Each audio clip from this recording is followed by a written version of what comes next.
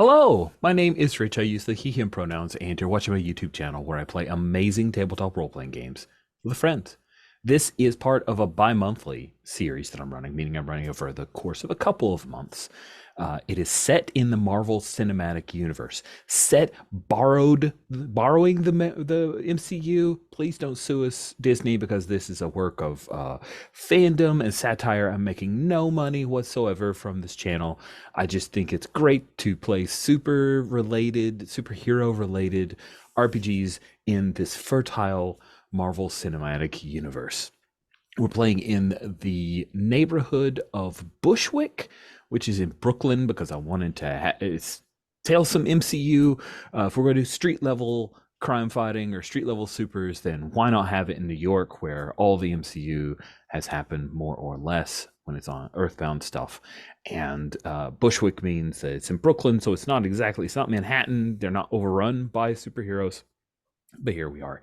There has been some bleed over from some of the Manhattan supervillains so far, which I'm pretty excited about. That's actually a little bit of a through line that has been happening in the game. We've also had some multiversal madness now. Woohoo! I mean, if we've got to have our own Doctor Strange, we have to have our own multiversal madness, except we don't have any pizza balls, but maybe soon.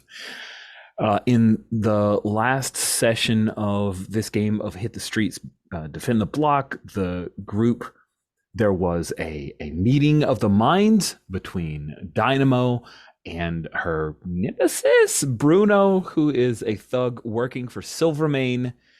There was a face-off between Blackwing, who is Silvermane's son, who now works for the Bushwick's Best, which is your rival team. And Blackwing was very huffy and upset when he got mostly pantsed by Wildcard and Jeff. I don't know if Jeff did much of the pantsing, but was a witness to pantsing.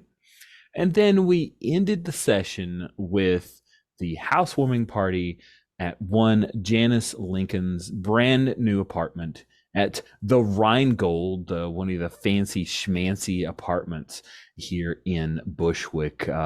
And how did Janice afford it? Well, she told you, Jeff, while offering you one of the bedrooms, because your apartment burned down.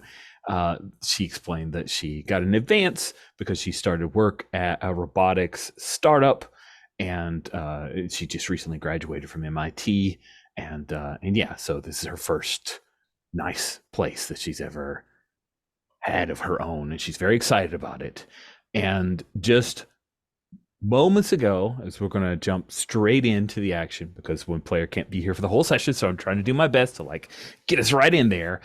Just moments ago, there was a doorbell rang, and Janice went to the front door, opened it up, and now this is I didn't get to 100% check, but just to make sure, wasn't it two people at the door?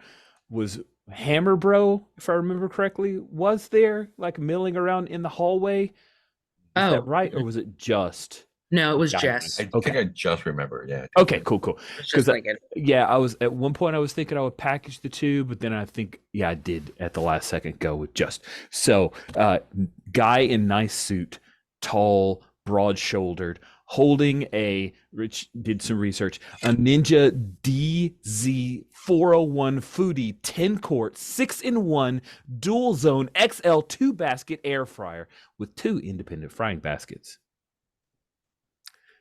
Top of the line air fryer is what his research told him.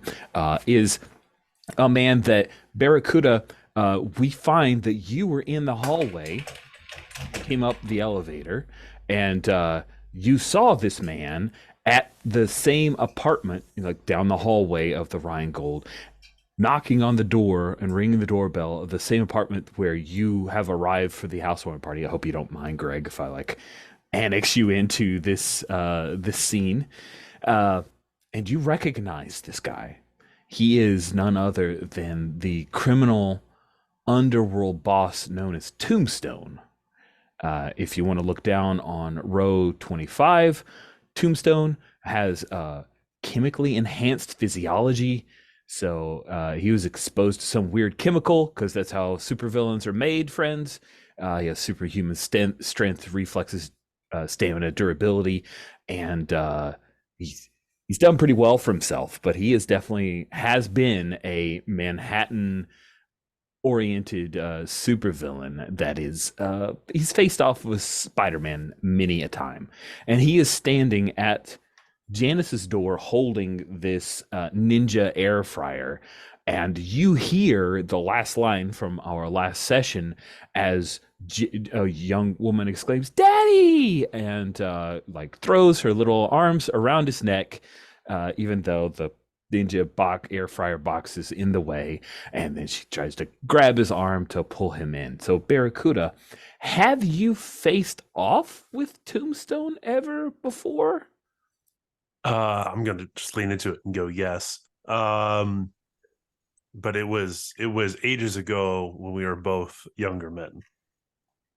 So he was up and coming. Was this before his chemical change to become superhuman? Yes. So before his chemical change and before by discovery of the compendium. Oh, nice. We were just street kids. Yeah. Nice. Now I'm thinking that he's a good 20 years or more younger than Barracuda. Does that feel right? Sure. Like I see him in his 40s, maybe 50s, and Barracuda seems to be in his 70s. So was Barracuda before the compendium? Was he involved in crime, or how did you guys interrelate, you and Alonzo Lincoln? Yeah, I think Barracuda has always been sort of informing people on the crime in Bushwick. And he was up and coming, and I try my best to keep him and steer him away from a life of crime, but it failed. Okay, fair enough. So you had failed back then. He is still the failed project. And just so you the character would know, he grew up having a hard life because he is a black man who is albino, and he suffered a lot of shit for that. And it's just, he's had a chip on his shoulder about being an outsider, but still trying to be part of that group. And that's caused him a lot of strife over his life. And then when he got his superpowers, he has boldly proclaimed that he doesn't give a shit about that stuff anymore, but you know that it probably still affects him even now. So with all of that backstory, sorry, we spin back into the apartment where MC Brace has started playing a little bit. He's like playing some downbeat stuff, like party. He's not trying to take over. He's trying to mix in with a little bit of background music, get things going. We see the rows and rows of bottles with solo cups and crudité and other things. And Alonzo Lincoln is being ushered inside the apartment. The door is still ajar. Barracuda, if you wish. Dynamo, when you see Tombstone, do you think that Dynamo's aware of Tombstone as an underworld figure, or no? I don't think so. Yeah. Okay, cool. Well, he looks a little odd. Like Yeah. he's over 6 feet tall. He's probably about the same height as Dynamo. Has the facial features of an African American, but bone white skin. Very nice suit. And he looks around. There's some awkwardness. It's probably like the age thing, because everyone that has arrived at this point is all in the 20-somethings, and he's obviously her dad. So there's a little bit. He's, Pumpkin, let me put this in the kitchen. Daddy, that is huge. That is going to take up the whole counter. You really shouldn't have done this. And, well, you might need it, and if you don't, just put it in. It's a big kitchen. Don't worry about it. It's fine. I just wanted you to have the best. And then he's kind of scoots over and he's going to walk in. You get the feeling, Jeff, he's been in this apartment. Like, maybe he came here before she signed the lease. Like, he needed to make sure this was good enough for his daughter, kind of thing. And he knows where the shit is. He knows where things are. So he goes in and he like puts it. He goes, "Do you want me to take it out of the box?" He's like, "Dad, please, just here. I'm going to introduce. Look, 3J's here." And she's trying to keep him from taking over and drags him over towards you, Jeff. Now, have you met Mr. Lincoln or just seen him? What's the relationship that Jeff has from high school, from that 1 year of high school that you went, and so did Janice? Yeah, I think that junior year is the year you get named into National Honor Society, isn't it? So I think that that was the thing is that's when I met him because we were actually sitting next to each other, and so after the thing, like we're all in our little, we got the little uh, uh, things that they make you wear after you get it. And she sort of dragged me and whoever else she could grab up to meet her dad. And I remember standing there sort of uncomfortably in that way that you do when you're a high school kid and you don't know what to do. And and then being very surprised when she sort of threw her arm around my waist and said, "This is one of my good friends, Jeff." And I'm like, "Oh, it's very nice to meet you." And I was like, and just doing that sort of thing. So I remember him in a haze of sort of social panic from high school, if that makes any sense. Oh, it makes a Which lot. colored he was much taller then, much bigger, much wider, Of much more course. imposing there. And he's already put down the air fryer, so he strides over to you very directly, sticks out his hand. Mr. Johnson, it's an excellent opportunity to see you again. You've definitely filled out. Thank you, Mr. Lincoln. And he sort of stops and says, "It's good to see you again." And I think for the first time, he kind of takes him in as an adult and does the, "Oh, very nice suit. Oh, very," that kind of thing going. Uh, I go, "Janice did really great in MIT. It's so good to see her again." It is. It is good that she performs so well. I'm very proud of her. Your suit is throwing off whatever, like if it's a haptic thing or a sound in just your ear, it's throwing warning bells like whoop, whoop, whoop, whoop, whoop. Okay.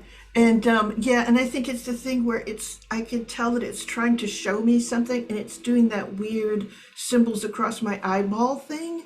And I kind of probably am blinking a little bit and I'm like, "Oh, sorry, I got something in my eye." And yeah, I will go, "Can I get you a drink?" Oh, thank you. Thank you.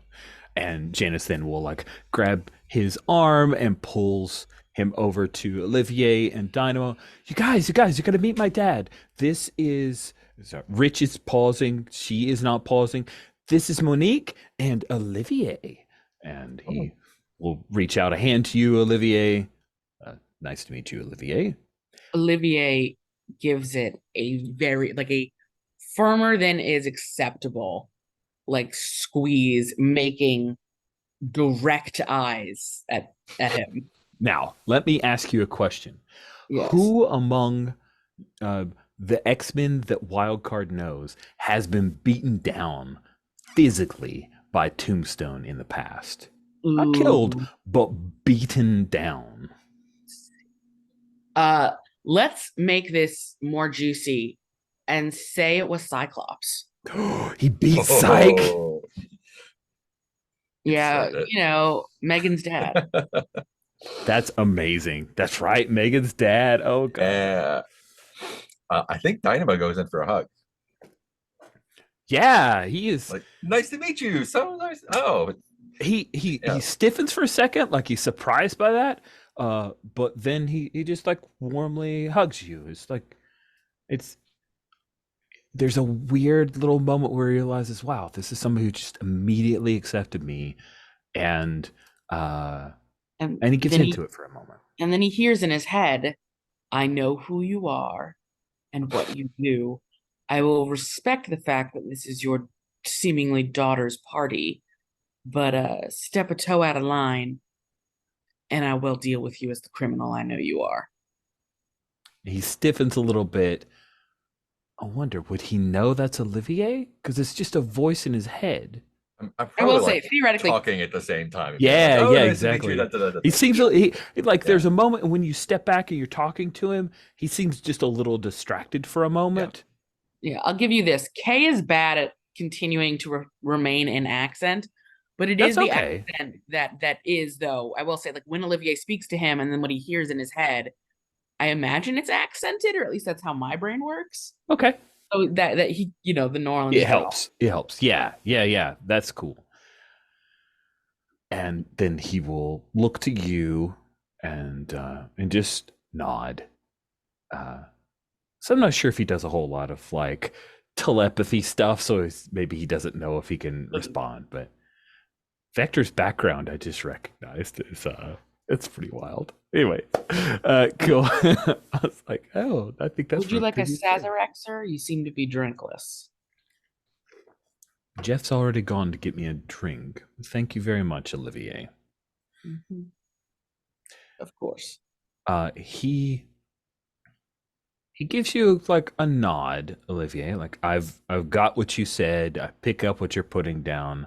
He doesn't look cowed or afraid. It's just more of a, okay, we're going to respect each other in this space. And he seems to accept that. He says, Monique, what is it that you do in Bushwick? Because of course he has nothing else to talk about. So he's going to like, what's your job? I'm a bike messenger. Oh, So I get to know the neighborhood pretty well over the course of my life. Or perhaps a soon-to-be manager at a store run by the amazing Johnny Storm. That is a conversation. Comics and escape rooms. that sounds interesting. And Janice jumps in to say, yeah, Monique has told me about so many places in Bushwick, Dad. I mean, I know I did the research and I read the photos guide that you gave me. Thanks a lot. It was really long, but Monique really knows places. She told me a bunch of areas to go. And then Jeff knows about this place that he calls Mib. It is delightful. We have to go. Oh, and he nods a little bit, and you realize that like she is such a daddy's girl that she's just, a lot of things have now oriented around him. He's like the fulcrum of the room. Barracuda, what have you done? You just saw Tombstone out there. You maybe had a flashback.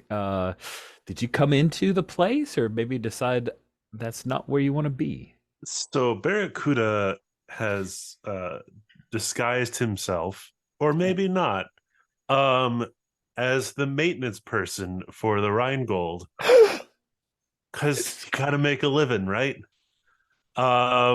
And is sneaking into the party, and I think if Jeff sees Barracuda on the corner of his eye, he would recognize that, like, it's his like the maintenance apron that Barracuda would put on to go work in Jeff's apartment whenever the heater broke again. And so he's doing his best to just like surreptitiously like, oh, just here to take a look at the air conditioner kind of thing, and sneak into the party through the open door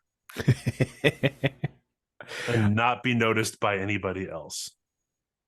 Except Jeff. I love that. Yes. So Jeff, you've poured a drink for Mr. Lincoln, and you brought it to him, and he's chatting a little bit with Janice, and you recognize that Barracuda has come in here, but seems to be undercover, oddly. Yeah, just bring him a whiskey on water. I recognize the whiskey that that Janice must have picked out, like, because she knew it was familiar, because it's like it sets all by itself, and it's like a really high tone one, and I'm just like, yeah, this is what he would be drinking. So I bring him his usual without realizing it in some ways. Nice. Brought him as usual. Very thoughtful. Cool. Olivier, you get a text. It is from Johnny, and it says, which apartment again is it? Insert number. Cool. He's like, yeah, is there a balcony? Can you just come out to the balcony? Yeah, Olivier will go over to the balcony and open the door. Sweet. When you open the door to the balcony, you see streaking across the sky is a Human Torch. And he, boom, bright light streaming into the rest of the place. Janice, nervous for a moment, and then sees that it's, oh wow, Johnny Storm. Oh wow, wow, wow, wow. And he lands, and boom, the flames go off, and he's wearing a cool. I mean, it's Johnny, so it's a tux. You know, it looks he overdid it. Yeah, Olivier takes his hand in his and says, "You're my date tonight. Act it. We're gonna dance." And he like looks for a second, and then like sort of gestures with his head towards Megan. We should dance in her eyesight and eyeline. And yeah, sounds about right. Okay, and then he'll lean in and say, "To this music." Mm, It's all down tempo stuff. It's just like, Not right this conversation second. music. Okay, Not right this maybe second, but you know what maybe the weird DJ guy should kick it up a notch. Yeah, no, I'm sure he will in a moment. But and like he like reaches over and like pushes his hair a bit, so like it's very clear it's blonde hair and it's there and it's in Megan's face. Yeah. I think Megan, after Tombstone has arrived, she immediately went to the kitchen area and is just kind of milling around in the kitchen area at Find this the air point. fryer. Yeah, probably looking at the air fryer. But she does catch you out on the balcony because Human Torch just made a big entrance because Human Torch, and he'll come in and Yeah, and I'll come in and again we're holding hands. and Janice will move over to the two of you and say, "Oh, Johnny Storm, I'm Janice. This is my apartment. Welcome. It's thank you. It's great. Hello." And Johnny doesn't let go of your hand. He just reaches with his free hand and says, "Hey, housewarming party. This is a really nice place.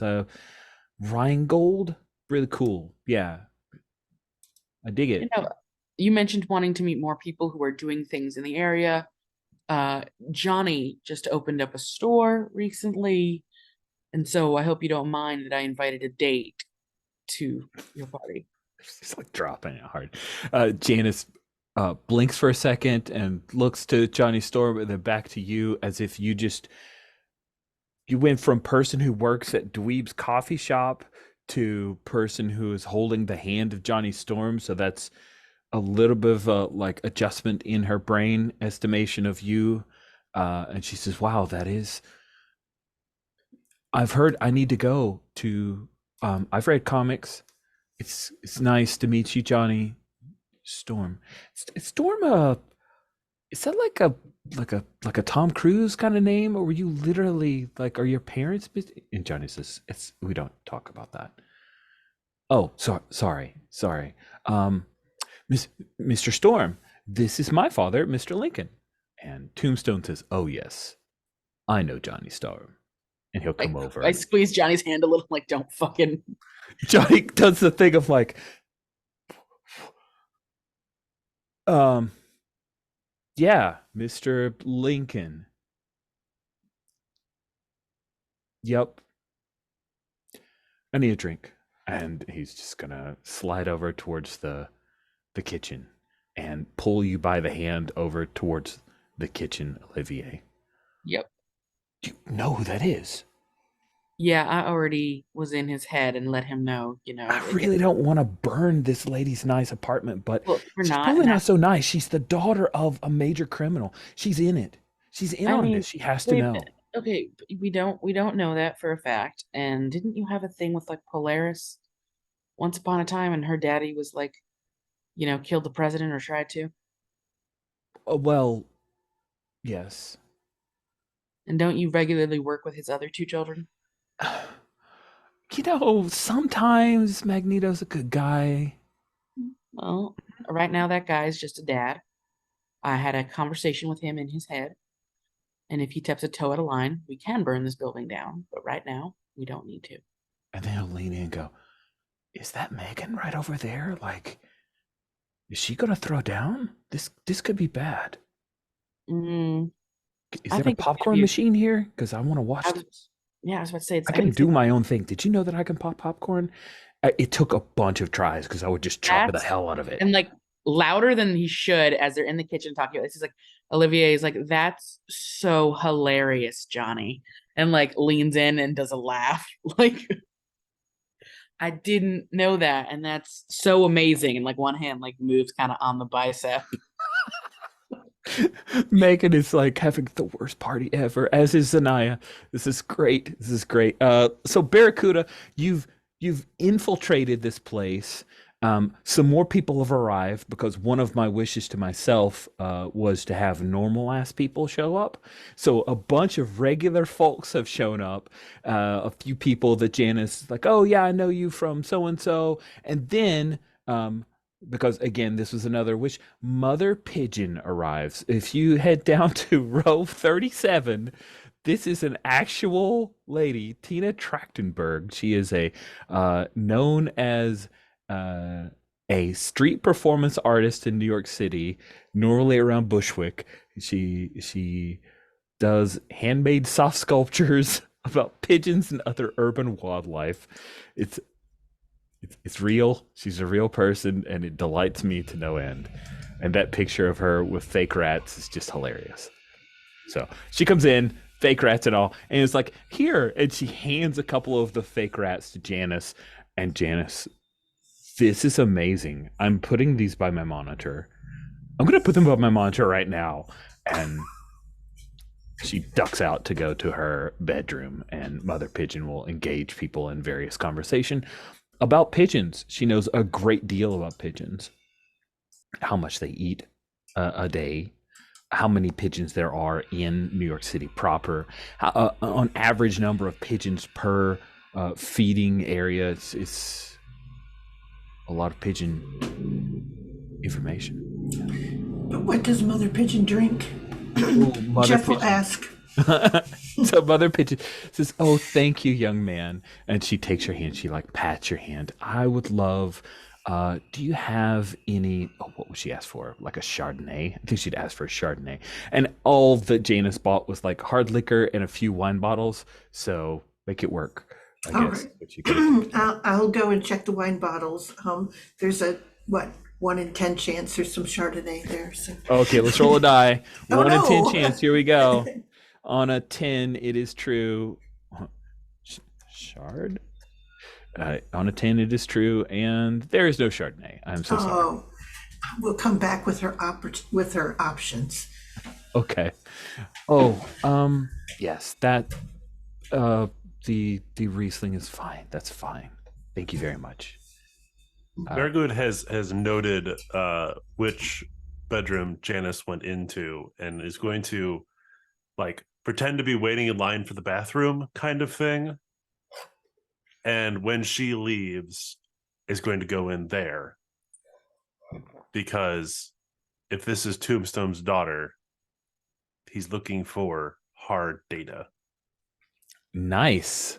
That sounds awesome. So you're trying to get in to look in her bedroom where she's got her computer set up, and you see there's a 3D printer, and she's got some weird robot arm that looks like it. She's working on it maybe, and you're looking for dirt. That sounds amazing. And you don't want to be discovered either. So let's bring that to a roll. I'm going to say that finding dirt on Janice, or finding the good stuff on Janice without being discovered during the middle of a party, I'm going to say that's a good difficulty. I'm going to say tension is involved in the roll because Tombstone is right outside. Right. Okay. So I think the compendium applies here because I'm looking for papers specifically that like link Janice to Tombstone to Silvermane. Like I know all their company logos and all that kind of stuff. This would be normal. Yes. It seems. I think. Yes, it seems. Yeah. I'm not using any powers here. Head. Feels right. Okay. So that's 7. Don't have a whole lot of spark, but I will throw 1 spark at it. Okay. Bring it to 8. This difficulty of 3, which means you could lose up to 3 spark if you roll lots of 1s. Well, then I won't just, pass out in Genesis by accident. So yeah, just to give a little more fiction before the roll, I think, I get in there and I start to, just take a lay of the land and think for a moment, like, wow, student housing has really changed. And then like starts to like look under the 3D printer, look behind the monitor, places where something might be wrong, something might be hidden. All right, Cool. Here we go. That is 1, 2. Wow, that's 4 3, successes. 4 successes, but I do take 2, so I go down to 2 Mhm. spark. Okay, here is what you find. You find an uncashed check for an exorbitant sum with the memo in the bottom left-hand corner saying housewarming. It is from none other than Silvio Manfredi personally. It is like a person's annual salary as a housewarming gift to her. It is uncashed, and it's like gold embossed on the check. It's kind of it's a little much. You also find that in her, she's got a little sketch pad, and within the sketch pad there are designs that look like this, and it refers to something as the Mark 6, and it looks like this. It is an exosuit with flight capabilities. The notes around it refer to it as the Beetle. There's also an anime version of it with much bigger eyes that looks like maybe she did that late at night. But from the notes and the details, it looks like she's building that suit. But you do not find any details of her being given jobs or having specific interactions with the criminal enterprise. They're giving her money from her father and from Mr. Manfredi, and she is working on a super suit. So Barracuda does the incredibly superhero thing of taking some pictures with his cell phone. oh man, It is a flip phone. Yes! So it's not great, but yeah. And so what do we think that loss of 2 spark is about? Is it a thing where you aren't quite discovered, or someone comes into the room, but it's somebody that you're able to like play it off like you're a maintenance man? What do you think the loss of 2 spark? yeah, I think the loss of 2 spark is that somebody does come in. Let's pick somebody. What is one of the more regular guests? Let's see. Oh, Sparky can be there if you want, or MC Brace. Looking for MC. the Oh, I love MC Brace. Yeah, so MC Brace does the whole wait. I thought this was the restroom thing. yeah. Yeah, and sees me in there as well. Oh, what's going on? What are you doing in here? And I have to like do the illusionary like superpower thing, and it drains me a little bit to be like, nice. oh man, I'm sorry. This must be like the maintenance room, right? He looks in there and all he sees is me like working on a water heater. And he turns around and goes to the other place. Nice. So yeah, you magic your way away from an MC Brace encounter. That's great. Back in the main part of the party, Mr. Lincoln is there for a bit, and after he has a bit of conversation, Janice has introduced him to about 10 people. He surreptitiously like pulls out his phone, and then he goes over and he leans down. And he says, Jeff, you're close enough to hear. Janice, darling, I'm afraid that I need to go take care of something. Dad, you just got here. I know, but you're meeting lots of new people, and I want you to enjoy that. Enjoy the air fryer. It was a delight to see you. And well, you know, I love you, darling. And he kisses her, and there's a reaction, Jeff, of like she half expected this, that it is not a new thing where he just kind of comes in and then extricates himself. And Olivier, you see that it looks like Tombstone's in the process of leaving. What do you do? I think as much as Olivia hates it, Tombstone just hears in his head, "Not going off to cause mischief, are you?" It's none of your concern. It's actually Enjoy the party.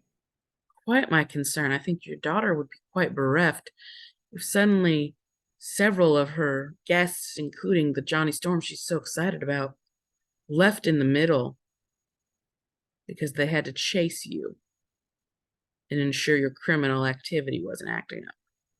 I have no intentions of causing any scene that would ruin my daughter's housewarming. Yes, I know that's not your intention, but it's what can happen. I think maybe you should realize your meeting isn't as important as your daughter's party and just spend a night with her. That should come to a roll. Are you going to be able to convince Tombstone to stick around? Yeah. Wow, this is delightful. I think you're just reasoning with him, not trying to mentally control him anyway, right? Nah. Yeah, it's Okay. just talking. Still super. This seems kind of wild cardy. I think it's a remarkable feat to get Mr. Lincoln to give up on whatever else he was going to pursue for the evening to spend time here with his daughter. So, Yeah. difficulty of 4. Okay. I don't think tension's involved. He either goes or doesn't. It's not like it's going to hurt you specifically or physically. So, Yeah. Yeah, okay. So 7 from that, and then so it's not the power's in use, but it's not like affecting it. That doesn't count as you a get to determine it. But Okay. you enabled it via the power, so I think it's perfectly reasonable to say that has an influence. Okay, so I have 8 dice. I'm gonna use 2 spark, so that's 10. Okay. 1, 2, 3, 4, 5, 6, 7, 8, 9, 10. And you need 4. 4s are better. 4 4s are better. All right. Jesus H. Christ. I've rolled so many ones, but I got 4 4s. Thank goodness if only I had said there was tension involved in the roll, this would have been really weird. Yeah, you would have knocked him out. He would just pass out like damsel in distress in Johnny Storm's arms. He says, allow me a few moments to reschedule something, and then I'll return. Is that acceptable? Yeah, just stay outside the door and, keep your mind fresh and open so I can understand. I have one last request. Go on. Could you please make sure that Megan Frost does not attack me? I have seen how she is looking at me from the kitchen. You did wallop her daddy good. I did. There's like a mutual smile in both of their thoughts.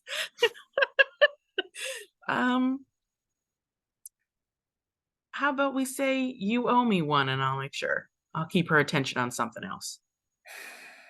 Very well. A deal is struck. Deal is struck. And I kind of like peripherally keep my mind active towards him, but as I'm with Johnny and I'm laughing in the kitchen towards Megan, I turn and I say, Megan, you've met Johnny, right? As I'm just like on his side. Megan is holding a bottle of Jack Daniels and a glass that is half empty and pouring more into it as you address her. Mm-hmm. Yeah, Human Torch. She just downs that and starts pouring a little bit more. You always have a great eye for so many things. As I'm like snuggled up on his side, we're like just in front of her. we were wondering maybe even you could get your vibe before we take a picture tonight together, for social media. Mm-hmm. Johnny's got a big social media following. Mm-hmm. What do you want, Olivier? I'm sorry. What? We've got a lot going on. You do, but you're just alone in the kitchen drinking. Mm-hmm. That's true. Yep, got me there. Just let me know when this is over. When you feel like, this is over. We both know that Johnny doesn't stay with anyone for long, so And at first, like Olivia had started to feel bad, but then she like goes and dismisses of if someone and he's like, well, wait, no. And he kind of frowns a little bit. Johnny says, "What? We're actually on a date, Megan. I'm sorry that bothers you." Well, It shouldn't. it's obvious what you're doing, Olivier. I don't have to read your mind, okay? Pours a little bit more. Oh, what's so obvious? Drinks just a bit. And then she's going to down the glass, slam it on the counter. It is a slate counter, so it makes a very audible thunk. And she holds the bottle in her right hand, and she's going to stagger her way straight towards Dynamo. And just ignore you. And we just hear like Olivia say, I think I might have made a mistake. Just as this drunk goes over to Dynamo. Cool. So yeah, Dynamo, who were you chatting with when Megan just like inserts herself into the conversation? I like Mother Pigeon. I think Mother Nice. Pigeon. Yeah. Yeah, Mother Pigeon's there, and she says, "My pigeon senses her. You're about to be in a great deal of trouble. Please be careful." And Megan like comes in on you and like puts the arm around you and sloshes just a little bit of the Jack Daniels, and it drips. Oh shit! Oh hey Megan.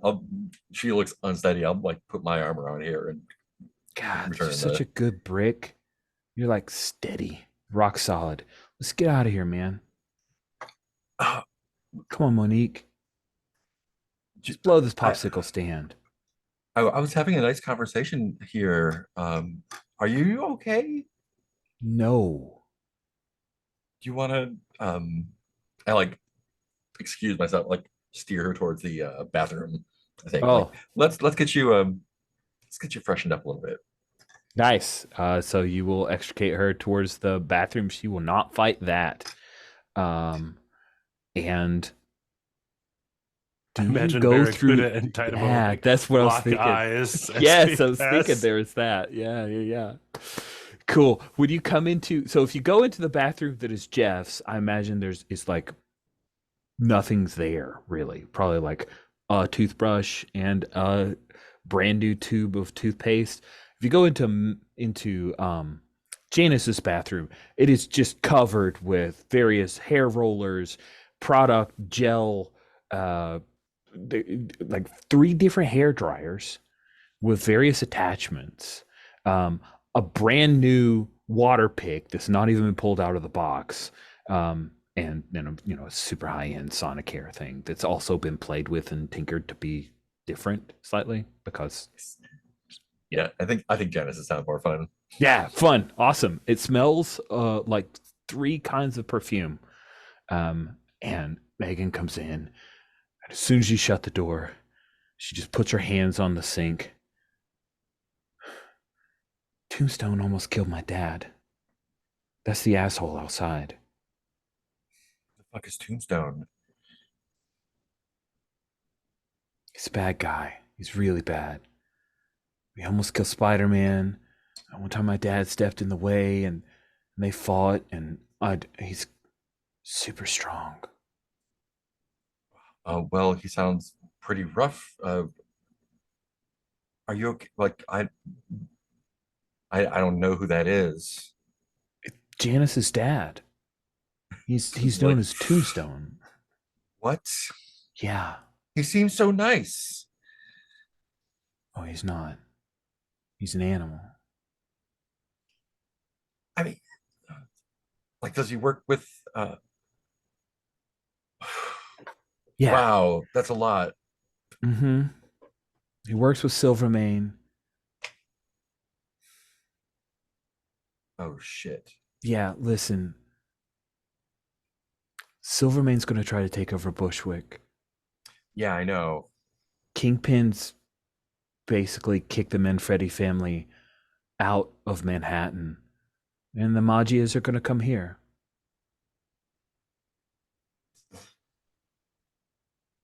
Okay. So Bushwick's best is going to help fix that, right? That's what y'all are getting paid for by the people who live here. We'd stop crime, yeah. All right. If we Oh can work God, together please on don't this, lecture me, right? okay? It's God. not a lecture. I'm just And she like reminding you. puts her head You're- against the wall. And she's like, oh. And fucking Olivier is just rubbing Johnny Storm in my face. Did, did you dump him? I forget how that worked. Oh God, Try we not to both. pry. Yeah, don't. Like, I think the last time was me. Hey Dynamo, I think your cell phone goes off, and there's a very poorly sent image text that you like have to download an app to look at. So if you wanna, Yeah, I'm thinking like doing that while I'm probably just like if you need to throw up, throw up. If you need to wash your face, splash some cold water or something. I Oh got my you. God, do you have any hair ties? There are 1,000 hair ties right here. Yeah, let me get your. Help This one's me. kind of okay. Yeah, there you go. Oh God. And maybe you're able to help her tie back Yeah. most of her hair before she launches herself towards the toilet, because she just downed 3 glasses of Jack Yeah. Daniels in far too short a time for a girl of her weight and Yeah. alcoholic Yeah, just skills. keep one hand on her back and then the other hand trying to find out what the fuck is going on with my phone. What is it that Barracuda has sent? it's the picture of the check to Janice from Manfredi. And maybe it like comes into focus as Mhm. Megan throws up. Yeah. Enhance. No. So Janice is a mob kid, is what I'm hearing. Oh, worst kind of Nepo baby. Whoa, boom. That is pretty bad. How does the rest of your team feel about this? I mean, you're not the only one that knows, right? She wipes her face, the side of her head. She's now, Get her a washcloth and yeah. And I imagine, water on her. like, is this a actual toilet or is it a bidet? It would be hilarious if she threw up in the bidet, but but I think it's a regular toilet. Yeah, you it has hand her the a wash. bidet attachment on it. Yeah. Yeah, it's got a bidet attachment. Yeah, she wipes her face a little bit, and she's leaning again, like she's sitting on the floor now, leaning against the toilet because she doesn't want to be too far away from it. Hair is all string matted against her forehead, and she says, I mean, they hate it, right? But Black Cat doesn't really care. She's mixed up in a lot of stuff, but Voodoo, she hates the job, and Blackwing's part of the team. It's a lot. Yeah. Sounds like a lot. Well, if you join the damn team, You think I can take on someone who beat up Spider-Man? I mean, probably. I don't know. It might be 50-50. That guy's strong. He's kind of wiry, but he's strong. Yeah. Cyclops, Better watch what you say about my dad. I know, but I mean, he's not. You know, he can probably take a punch, right? Mm-hmm. But anyway, Fought Apocalypse to a standstill, man. So, you know. so this guy is worse than Apocalypse, or did this guy sucker punch your dad? Is what I'm saying. Like he doesn't look like he can stand up to She a processes for a moment, and the answer laser is blast. no, he didn't sucker punch. But she says, yeah, totally. But it takes her a moment to process from no, it was a straight up fight, and he kicked my dad's ass to yup, it was a sucker punch. If she were more with it, she would have answered glibly, but instead. Well, let's. He seems like a really nice guy. So Okay, maybe Monique. it won't come to that, and we can work. Look, I know about it because I talked to Bruno. I don't know if you know who that is. He's one of some toady that has a lot of attitude. Yeah. If like everyone's moving in here, why?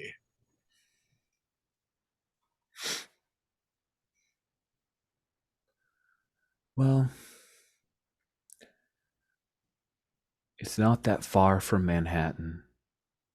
And other than us and you guys, there isn't a whole lot of super presence.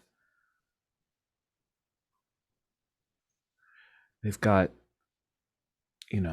he's buddy with the alderman and seems to be making inroads to make profit.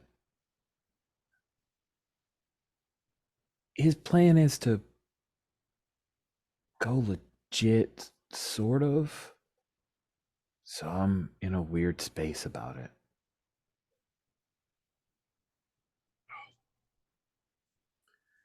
They're working with some guy named Gordon on a bunch of crypto stuff. Oh my god, that guy. Okay. Look, right now, let's just get you taken care of. And No. Here's what I need, Monique. When I go back out there, I really can't deal with Olivier and Johnny fucking Storm. Oh my god, this is so sitcom. Can you just keep me away from that? I'm not asking you to pretend like we're dating or anything stupid like that. That's way obvious, but maybe just steer me away from it, or yeah. Can we just go? Can we leave? Yeah. Let's get out of here. Okay. Sweet. And she'll like lay her head on your shoulder because you're way taller than her, so she just does that. Okay, let's go. Yeah, let's get you straightened up a little bit first, and then we'll get you together and get out of here. She does a thing of like, oh, my mascara ran, and like I Yeah. just did a touch of this, but it's messed up, and so you kind of help her, and she just relaxes and lets you take care of her. Let's cut back out to Barracuda. You sent the text to Monique after you saw her head into the bathroom. What are you doing next, Barracuda? I think I see Jeff fumbling with the wine bottles, trying to find the proper drink. And I'll just step over to Jeff. This is your new place? And he goes, oh, you're here. How are you doing? I'm doing just fine. Good. And then he sort of stops. Did he help with this, the bodega? I mean, getting it. Bodega? You mean downstairs? There is actually a bodega attached to the Rheingold, by the way. Is there really? That's amazing. And he goes, that's not a proper bodega. I'm sure it's not a called proper bodega. Milieu Market is the That's amazing. And I go, no. And he kind of stops and goes, just keep me updated, okay? Okay. Well, rent's due, at the end of the month. I don't have an apartment. Well, here. Right? Jeff lives here, right? Right. Oh, so Janice pays for everything. He goes, no, I'll pay Janice. He goes, what's the status with the enormous bodega? Wait, what'd you say? With bodega enormous. Oh, that What is old the place. status? Yeah. Oh, it's been ages since I've been back to Bodega Enormous. I think it burned down. And I think Jeff sort of stops and he leans back and he goes, Are you okay? I'm fine. We need to talk about your roommate. And I'll take out the flip phone and show Jeff the picture of the Beetle suit. Oh, that's pretty sweet though, isn't it? Does it look familiar? No. Okay. I've seen this before You have? in other timelines. Oh, that's right. Are you my Malvolio or a different Malvolio? I'm not entirely sure what you mean. Because I don't know either. Are you the Malvolio I used to pay rent to? Oh, yes, but what was that, a week ago? Day and a half. Day and a half Day- Malvolio. Not important. Okay. And then I have to do 5 different button presses to get to the next picture. But God. Janice is being paid by Manfredi. And so you show me your phone. I go, oh, nice phone. And I pick this screen up and I do the squint at it. And I'm like, okay, I'll admit that's his signature, but that doesn't look like a paycheck. No, it's a gift. Oh, that is a little weird. She's been pretty blasé about meeting a bunch of supers. Maybe she's in the circle. Just telling you to watch your back. Got it. And that rent is due at the end of the month. Oh, all right. I'll put something aside. I was saving up for an aquarium, but it should get me through the month. So. Please check the rules about the aquarium. We don't want any water, going down to other units below you. So there's rules about what kind of aquariums are acceptable. Just want to be clear about that.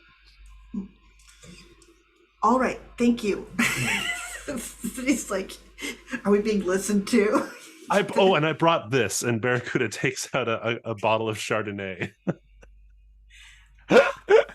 And I stop and I go, 10 minutes too late. But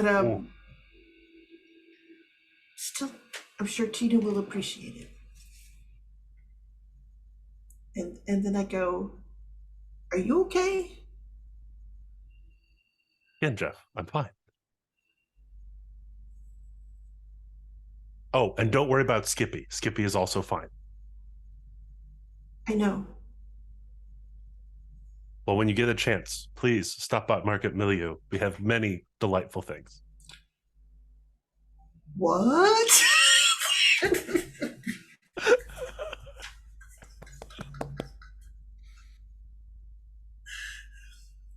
Oh my God. Okay.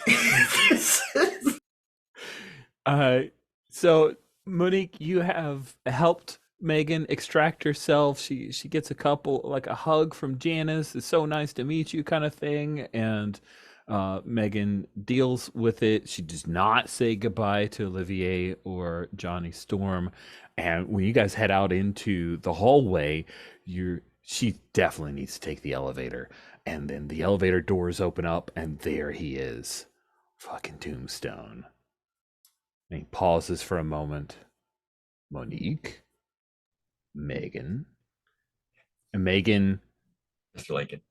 yeah, Megan's like, she gets a little serious, like that drunk mad kind of thing. It looks like she's about to swing at him. What do you do? Put myself between her and him.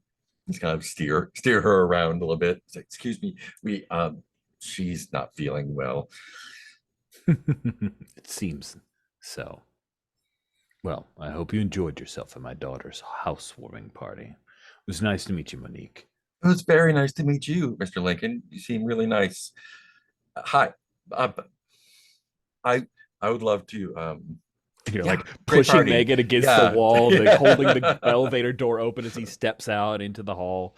Yep. And yeah, he just chuckles a little bit at the weird scene that Megan made, that you, as a super muscular person, was able to manhandle her or Yep. woman handle her. And then he let the door closed, and Megan, you should have let me.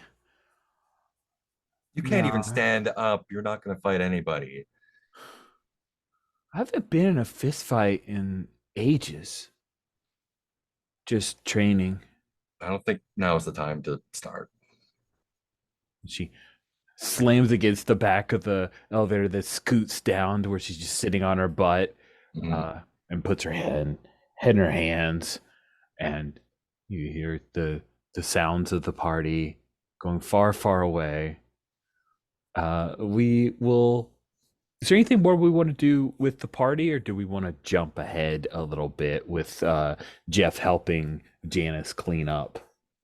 Like that? Yeah. Cool. Okay, so yeah, MC Brace has folded up his table at this point, and he's putting everything away. Hey man, this was a great party. Thank you again, Janice, for giving me the opportunity to play. And he's getting his stuff out, and he puts it on like a little look. I'm imagining one of those hotel trolley like things, that you move stuff in and out. And he's putting on, loading all of his stuff up, and Janice is up on a chair, and she's pulling down some of the streamers, and there's a ton of solo cups everywhere. But it's not like these people trash the place. It's just a lot to clean up, Mhm. I think that went really well. What do you think? I think it went great. And because you've got a lot of leftover. I do. I have an air fryer now, so there's a thing. Yes. And You should take that with you when you find your own place. Not that I'm rushing you or anything, but I think you're more of an air fryer person than I am.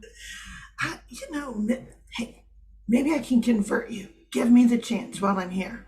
If there's one gift I could give you, it's the power of the air fryer.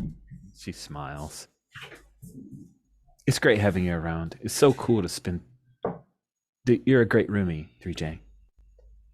Thanks. And so pick a cupboard that's going to be your new liquor cupboard, because you're going to need an entire. Why would nobody take the bottles with them? It was like a reverse housewarming. Just pick a bottle and take it with you. I only got it. I'm not a drinker. I'm a terrible drinker. He sort of stops and he goes, well, a lot of these are unopened, so you've got gifts galore. Okay, so 2 cabinets then. Future regifting and sit here until I move out, probably. Exactly. Yeah, getting kind of syrupy and dusty. Yeah, that's exactly. All right. Okay, so high up. Okay. And that's it.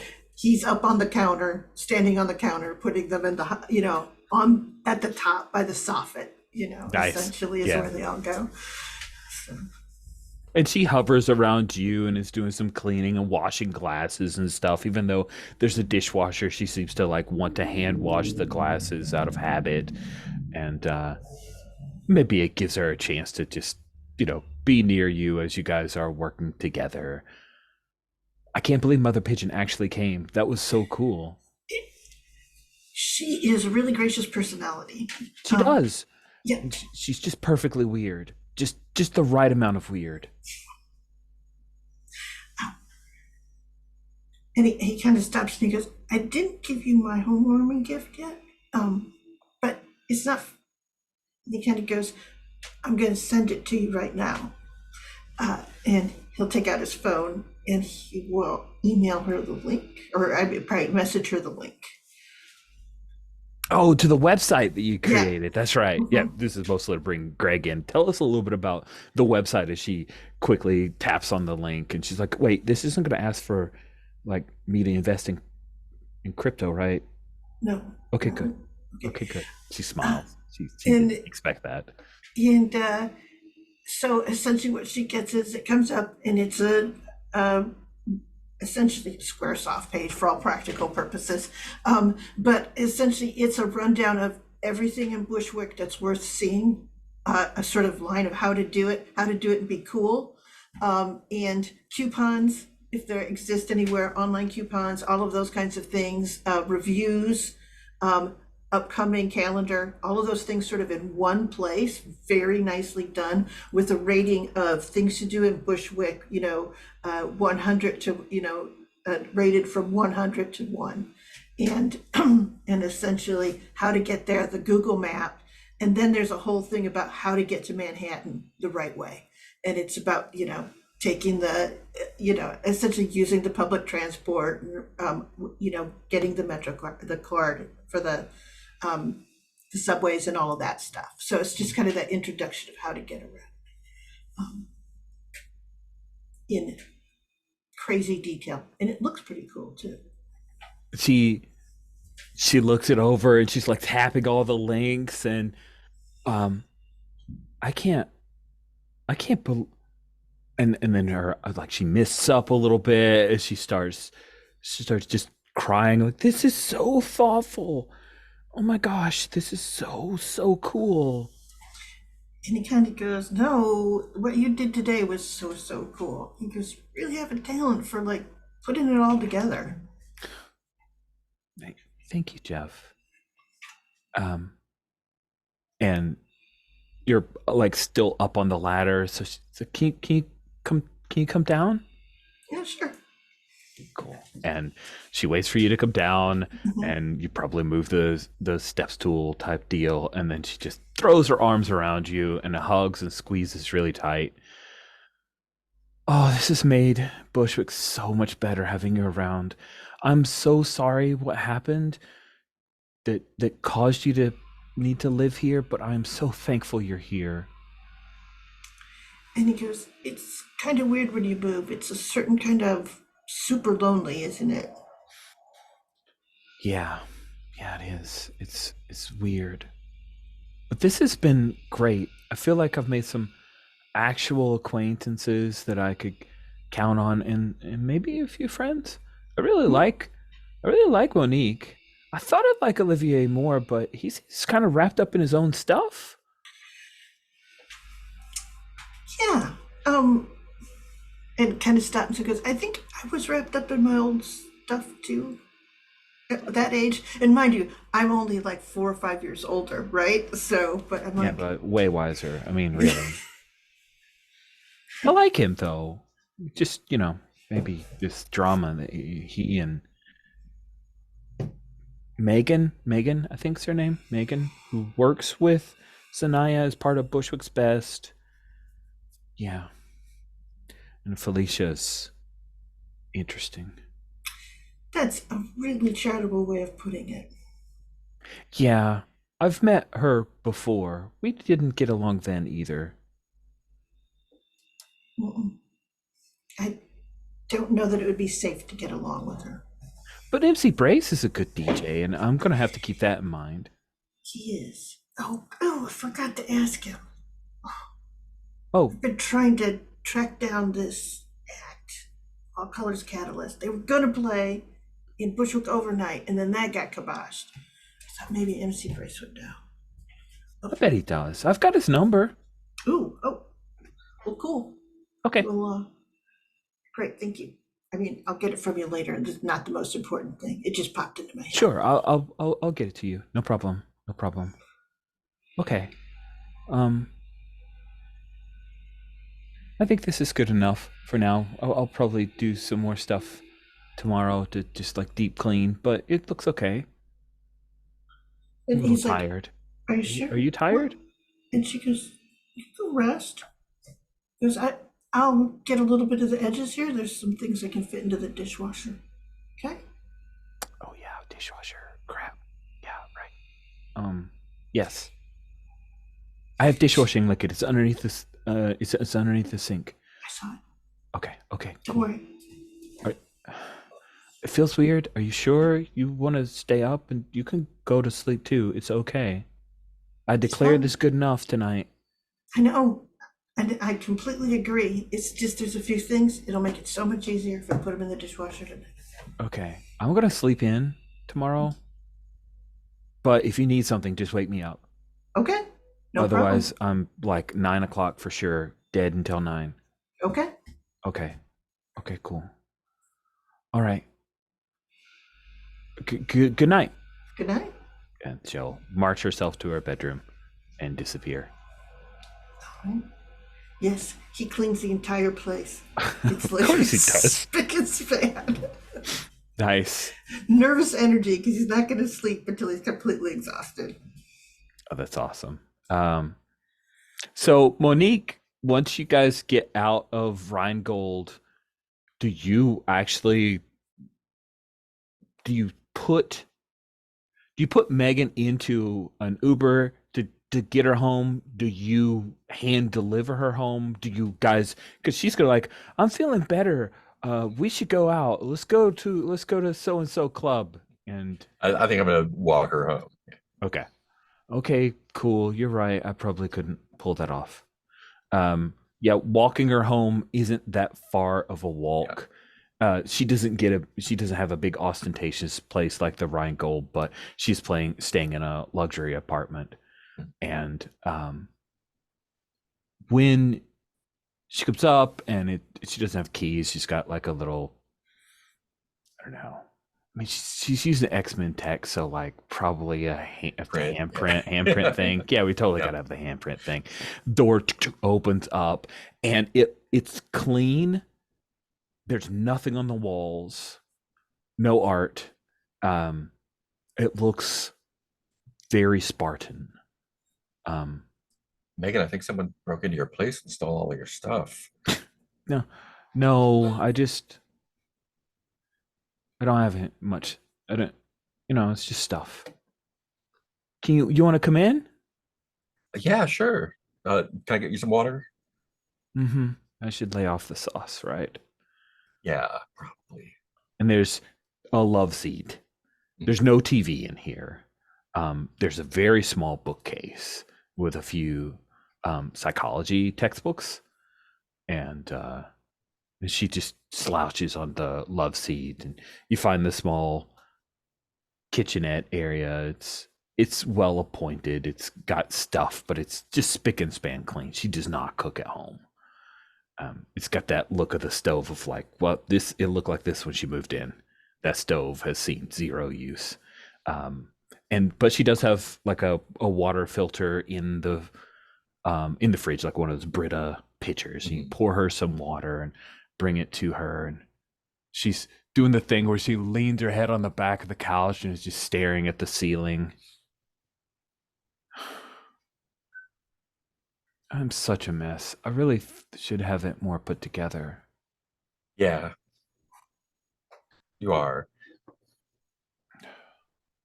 I don't know why I let him get to me. He's not that big of a catch. Well, you know how like movie stars or musicians or people tend to date in their own circles, and you're I mean, I'm just a girl from Brooklyn, but you all have that whole thing going on. Your families and your clubs or schools or whatever. It's kind of That's gross, right? yeah. Almost incestuous. I hate it. I didn't want to say the word, but yeah. It's just like a group of like 20 people all seem to just be into the shit with each other. Yeah, it's like 90210 drama. Yeah. Just who are you dating now among this small clique? That's why I don't even date anyone in Bushwick, Brooklyn, even. Like, I don't want to see someone every day. She like pulls her legs underneath her butt and tries to make room for you to sit down if you want and sips her Yeah. water. Who's the last person you dated, Monique? Oh God, this guy from NoHo, over on like Bleecker and Broadway.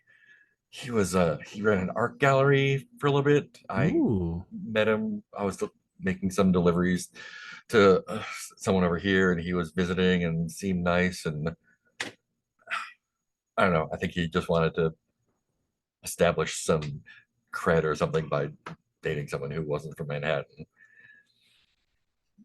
was Gross. fun. It was fun, but not for long. You deserve better than somebody trying to establish credit. God. Yeah. So, yeah. I don't know. I try not to think about it too much. If something happens, it happens. But got a lot on my plate, so it's not top of mind. So,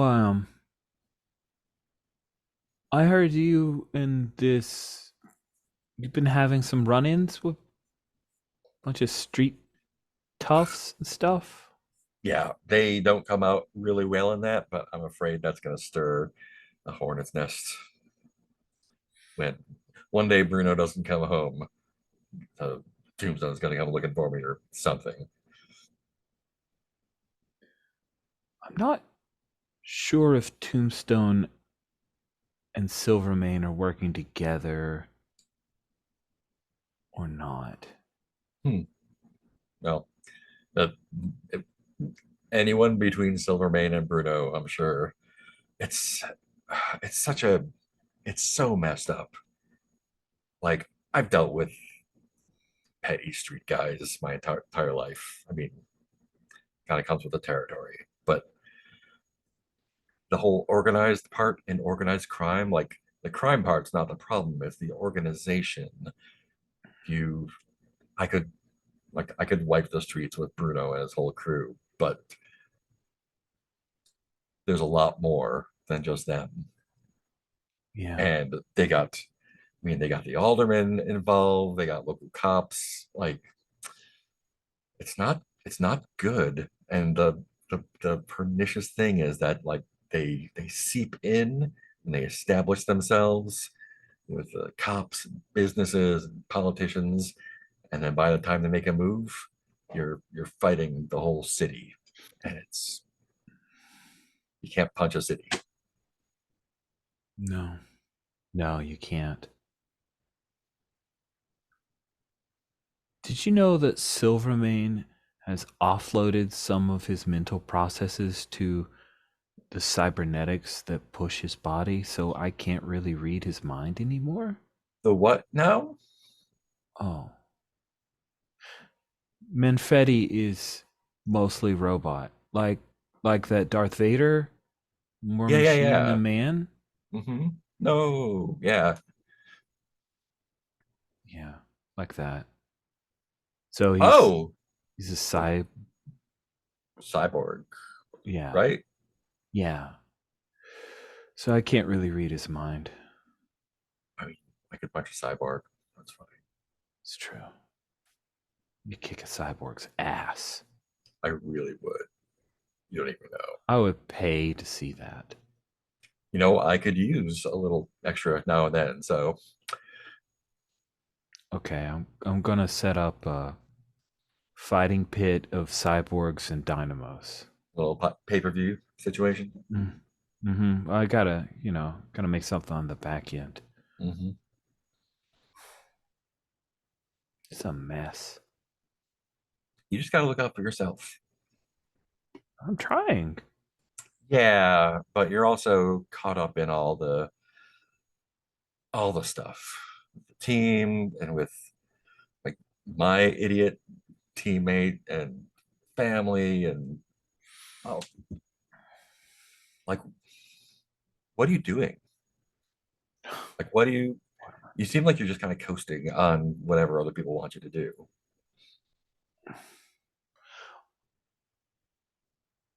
Well, I am literally catching hell from pretty much every X-Men because they think I'm a sellout. They're not wrong.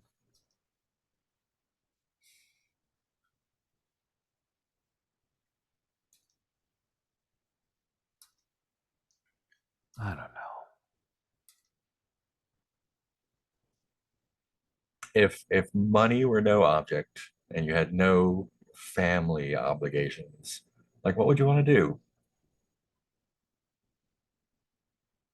Go live on a deserted island where I don't have to hear anybody else's thoughts. I mean, it's not deserted, but there's an island if you want to go. I hear, right? Yeah, not deserted. What about you? What do you want? Do you want to be a bike messenger all your life? You obviously don't seem to be money motivated, which sucks. No.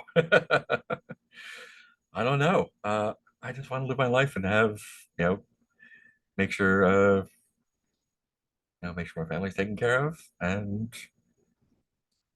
I don't know. It's work, but it's good work. Keeps me in shape. Oh, man. I mean, I Grandma saw a Lola's great, but she's bumper not going to be around sticker. forever. So I don't know. Saw a bumper sticker the other day. Dirty hands, clean conscience. Pissed me off. I don't know why. I mean, is your conscience bothering you? You know, the idea of stupid people paying money to have me show up and play the superhero thing seemed fine. But now, Silvermane mixed up in this, and Tombstone knocking on the door. I don't like it. Yeah, I don't like it either. Well, as for tomorrow, Megan to Yeah. figure out. Yeah, you should get some sleep.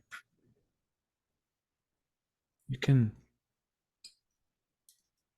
go or you can stay. It's up to you. Yeah. I mean, do you need someone around, or are you okay? Can I lie and say I need somebody around?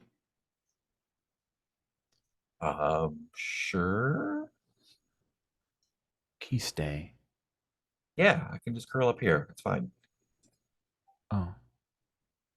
Well, if you okay. And you know what? If you want to tell anyone otherwise, that's up to you.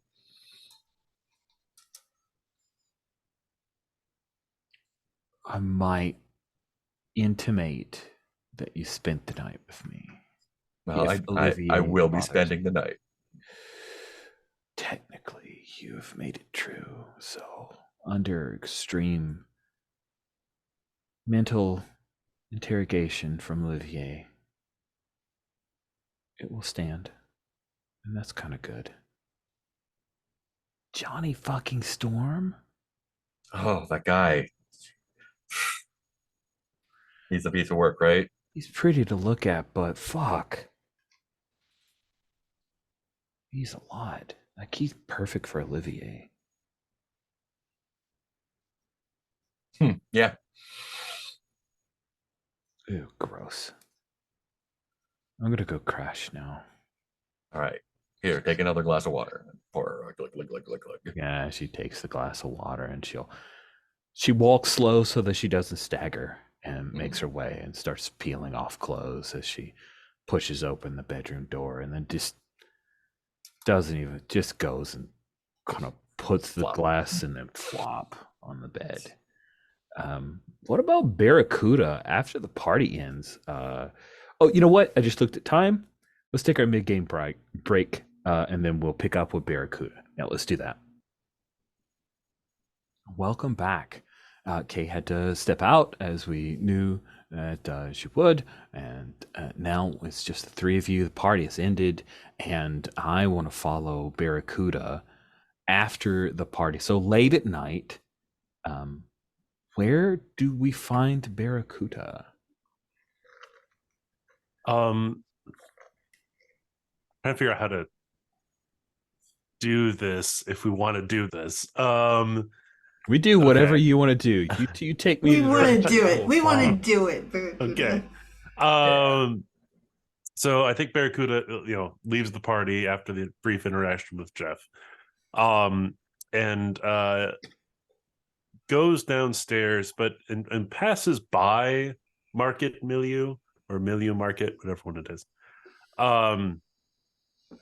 And we do see that there's Skippy there in the doorway, curled up, but keeps walking, opens up a door and goes down a set of, ominous staircase, opens up another door, and we see another Barracuda who is trapped in some sort of like very Doctor Strange-esque.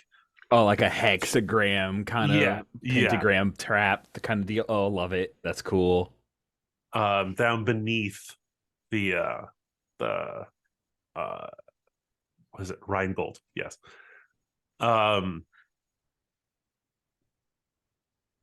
This will never work.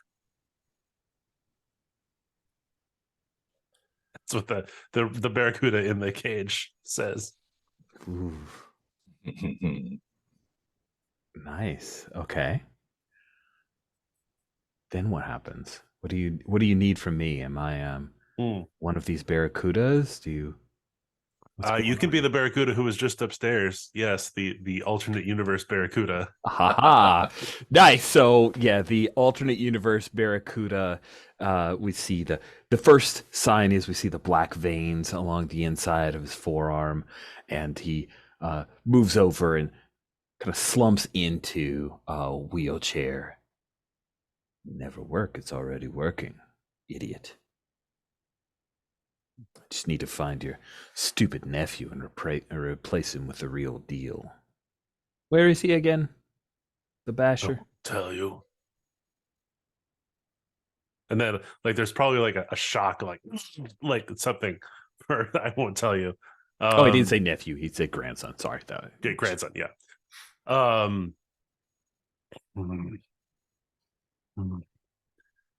And Barracuda will try futilely, probably, to resist this cage that he has around him once more. I think he should. Yeah. So here's what we're going to do. We're going to say that this is tension involved in the role. He is trying to extract from you where your grandson can be found. Because he went to the place where the basher in his world was, and your grandson wasn't there. I think that this is going to be an incredible feat. Okay. He has got you by the short hairs here, Barracuda, and he is filled with anger, and he is using the dark side of magic. Quicker, easier. Sorry. Now drinking my lovely soda water, and it makes me very burpy. Okay.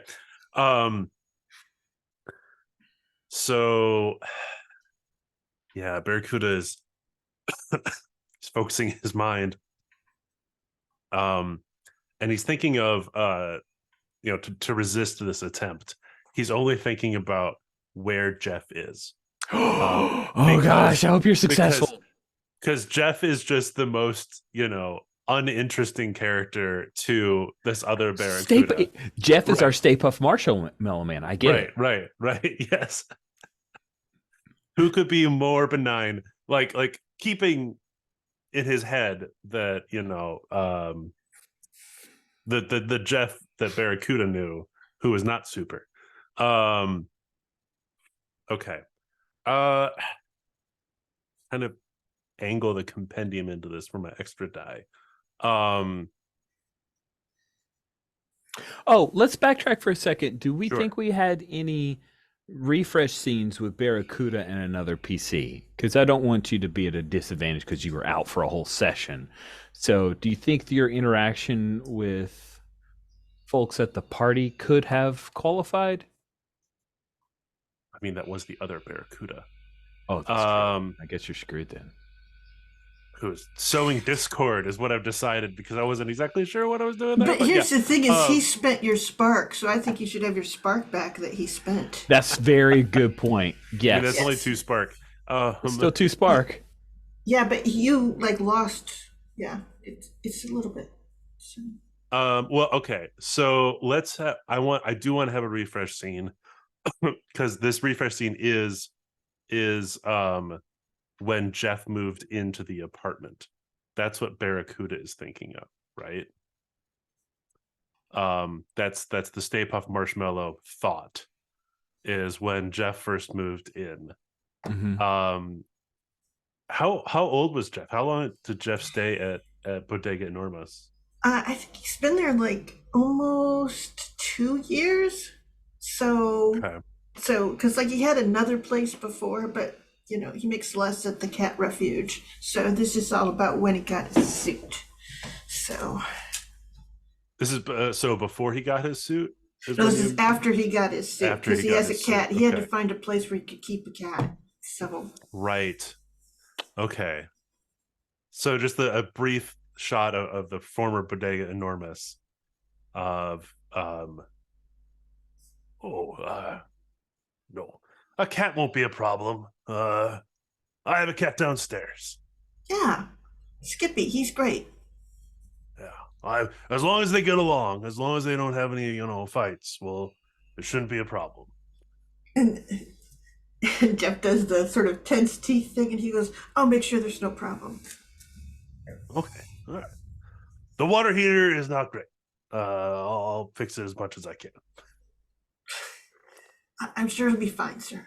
And he's sort of standing there, and it's that narrow corridor of a room with the galley kitchen on one side, and then 4 feet all the way down for 14 feet.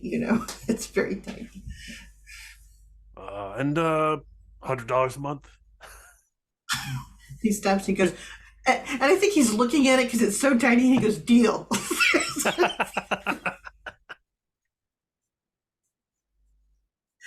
Yeah. All right. Thank you, sir. This will be great. I'm gonna move a couch up here, though. Okay. Good luck with that. Yeah. I could have just not offered to help. All right. That's perfect. Do I roll a die for spark, or no? We just get 5, right? You get 5 to split. Okay. Yeah. How much does Jeff need? I need. Well, how about if I take 1 and you take 4? Okay, sounds good. So that's the thought that Barracuda is going back to, right? To the Stay Puft Marshmallow thought. That's awesome. That's a really clever refresh. Great. Bravo. Super. So that's 2. He's trying to get in my head, so it's head. That's 5. Okay. I think this mental ability would apply, so that's 6. For sure. Yes. And then you said it's difficulty of 5. It is. And tension's involved. Yeah, this could mess you up. This could mess me up bad. All right, I'm gonna dump all but 1 spark for a total of 10. Statistically, a terrible idea. All right. Love it. No guts, no glory. Total of 10 dice. Stay Puff Jeff. All right, here we go. Oh, let's share screens for this. Oh, Oh, that looks like a 2, 3, 4. It is ultimately a failure. Oh, all right. And I'm out. You are out of. That's weird. Yeah, I think. Spark used to be a drop down. What happened there? All right. Oh, I think I killed all the drop downs accidentally. Hold on, let me see if I can undo that. Okay. Now it's a drop down again. I meant to remove the drop down for mental ability ESP, and I evidently killed all of them. But I restored by undoing. Yay! I am smart. Control Z. The power of Control Z. Okay. So, to remind us, that was you trying to resist your multiversal counterpart extracting the location of your grandson. You thought of Jeff and failed to hold that up in your mind. So I think what we see, because visual medium, is that we see Jeff, this angelic Jeff, the idealized Stay Puft Marshmallow Jeff, kind of hovering between the two of you, but he wheels up and reaches up and pulls the face off of the angelic Jeff, and we see the Basher, the soccer star, the semi-pro soccer star, your grandson, who looks much happier than the Basher from the other world. It doesn't have the tattoos on the fingers and the forearms of all like Basher and BASH RR that the Basher from the other universe has. And after he peels and he sees his face, he chuckles. It's a malevolent little derisive chuckle. You are so weak. And he bunches it up and crunches up this essence into a little shiny mote. What is the color that is associated with the Bushwick Basher, your grandson? Oh, that's a good question. Bushwick football. Oh, let's just go with red. It's a bright red, and the mote flies out, and he says, "Stay put, if you will. Bathroom's over there. Water fountain over there." Starts wheeling himself out, and he's following the moat and leaving you all alone with your thoughts as you failed to protect your grandson, and now you are there bereft of Spark. What is it that we see at the end of this scene? I think it's the hovering pieces around the prison just move ever so slightly closer, and Barracuda, his eyes are kind of rolling back in his head, and he just falls asleep. Nice. Cool. We cut to Dynamo asleep on the love seat. When you're awoken, we, the audience, first we hear this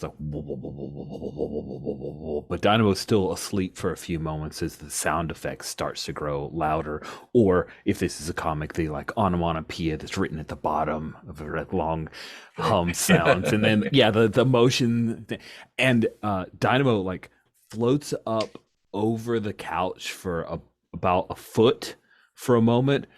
It is I guess at some point you have a blanket or a jacket like, and it slides off of you, and that's what wakes you. You are currently hovering a foot over the love seat. What do you do?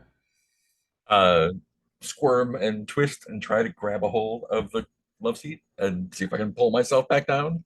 Cool. No, doesn't even, not even a roll. Like, you can pull yourself down, and it seems to break you out of that. You hear a scream from the other room. Mm-hmm. You run in there immediately. Cool. Throw open the room. You see that Megan is asleep, and she's clawing at something. She's also floating above her bed. I'm just totally like all the Ghostbuster scenes. They're going to happen. Stay Puft Marshmalland now floating above the bed. It's all this stuff. She had a bedside table. The glass of water is up, and it tips over and starts spilling, but the glass is still there. And it's like she's fighting something, but she doesn't. Her eyes are closed. She doesn't seem to be awake. What do you do? Grab her by shoulders or whatever is near, like to like wake up, wake up, wake up. Nice. Let's put it to a roll. Let's see if you Yeah. are able to wake her up and stay unscathed. I think tension is involved in the roll, but it's not a super high difficulty. So I'll say it's a good difficulty of 3. Mhm.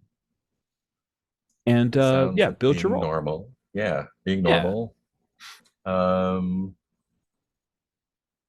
It seems like physically hands, but I'm not sure if that's the stat. Up to you. What do you think you're bringing to bear? You definitely have your hands on her, because I can see that, but Yeah. you're also Yeah, trying to wake her I- up, so it could be jaw. Yeah, I think I'm just gonna go with hands because that's Okay. physically shaking her. Sounds good. So that's not 8. using my power. Yeah, so 8. Yeah, and I only need 3. That is correct. Spin any Yep. spark. Nah. Odds are in your favor.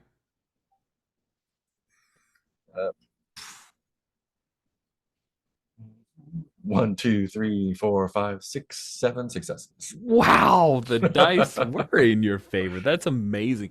So you shake her awake, and as soon as her eyes pop open, she drops. But you're able to, like, you have so many successes. Like, you can reach out and catch her before she slams onto the bed.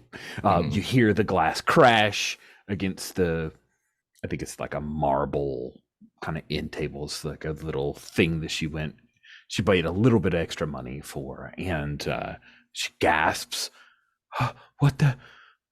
You were screaming and things were floating out here.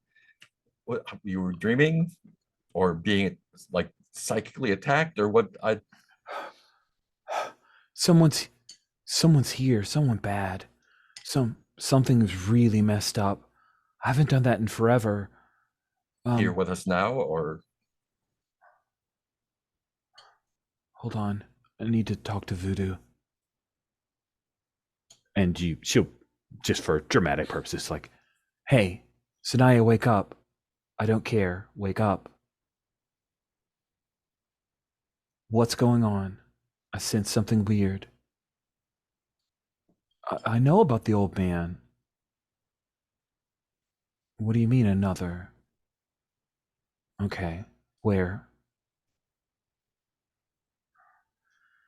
"We need to go, Dynamo. okay. Someone's trying to kill the Basher."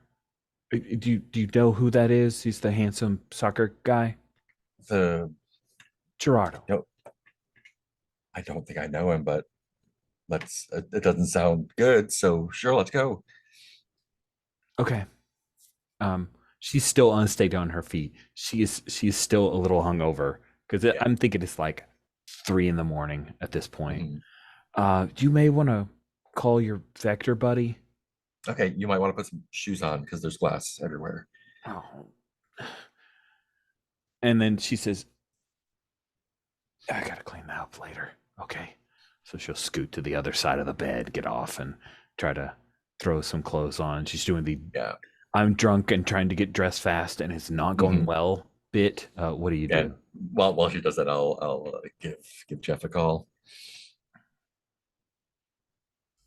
Yeah, I'm just finishing cleaning up at this point. So. You're at the last bit. You're like, now you can rest. My phone rings. I'm like, what? Yeah. I'm like, yeah. Yeah, Jeff. Oh. Yeah. Is anything weird happening over there? I'm here with Meg. I'm things are floating and Megan's getting attacked and we need to go somewhere. I don't know. She's getting dressed right now. I mean, she's yeah, I'll tell you later. Meet where? Megan, where are we going? She'll give you an address. It's here in Bushwick. It's like a mile away Yeah. at tops. Here's the address. I'll get there. Well, I don't know if I'm with Megan. It'll be slow, so I'll see you there as soon as Okay. we can. All right. Well, just say it's on Knickerbocker. So Knickerbocker Ave. Nice. Okay. Yeah, if Megan needs help like getting herself straightened up and put together, we'll do that. Yeah, I think I get ready to go out the door, and Mr. Muffin's there, so I kind of let him come along because he does a lot of the time. So, Yeah, he gets in the bag, mhm. so you can carry him, and your vector suit is ready to go. So are you Exactly. running or are you vectoring up? I think I leave the Rheingold in regular Jeff form, and I get to down the street where there isn't so much light, and then I probably go suit and go as fast as I can. Nice. The address. When we get downstairs, I'll say like, "Are you okay with me carrying you?" And like pick her up and Yeah, she's okay with you carrying dynamo her. run over there. Yeah, Yeah, she's like hold on, keep your neck straight. Okay. Nice. Boom. You book it over. We cut to Barracuda for a moment as you guys are about to arrive on the scene. Barracuda, you're in the circle when some water splashes on you to wake you up. And you see Ah, ah. you see him. You see your not grandson. He's got he's got everything pulled up to show the big basher tattoos, and he goes, "Hey, not grandpa."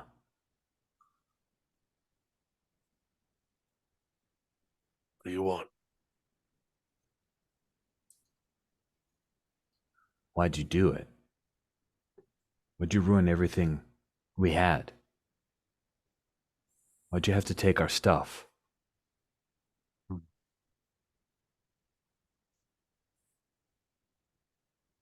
Needed to be done.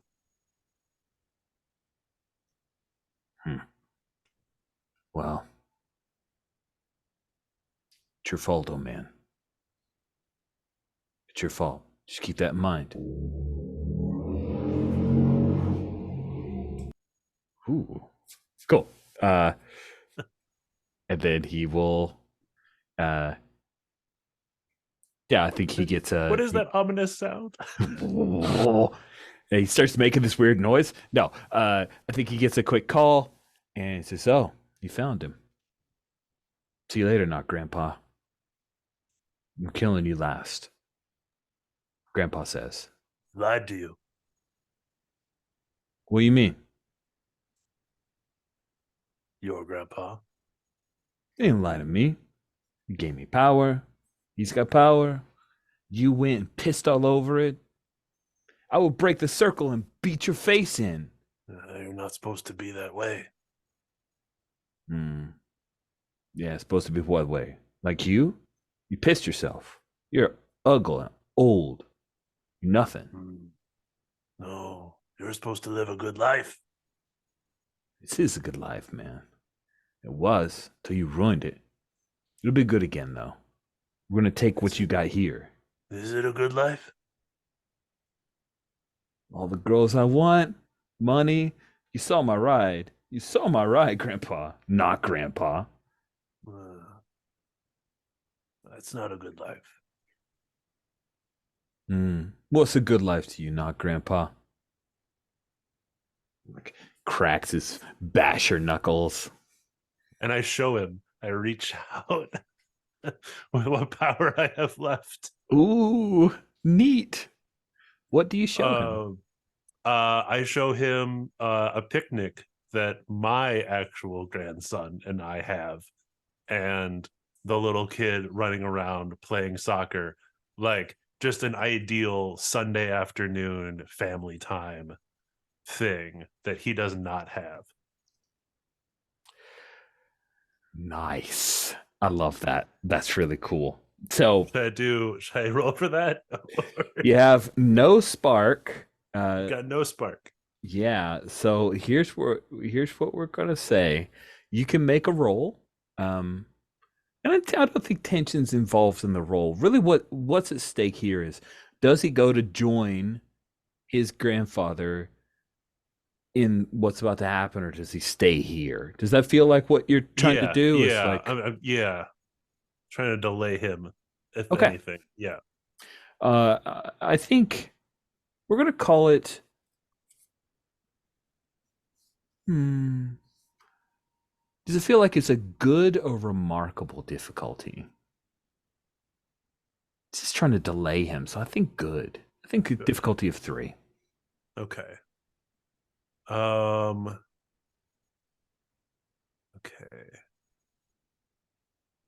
Can I include compendium because it's a memory? Yeah, I think so.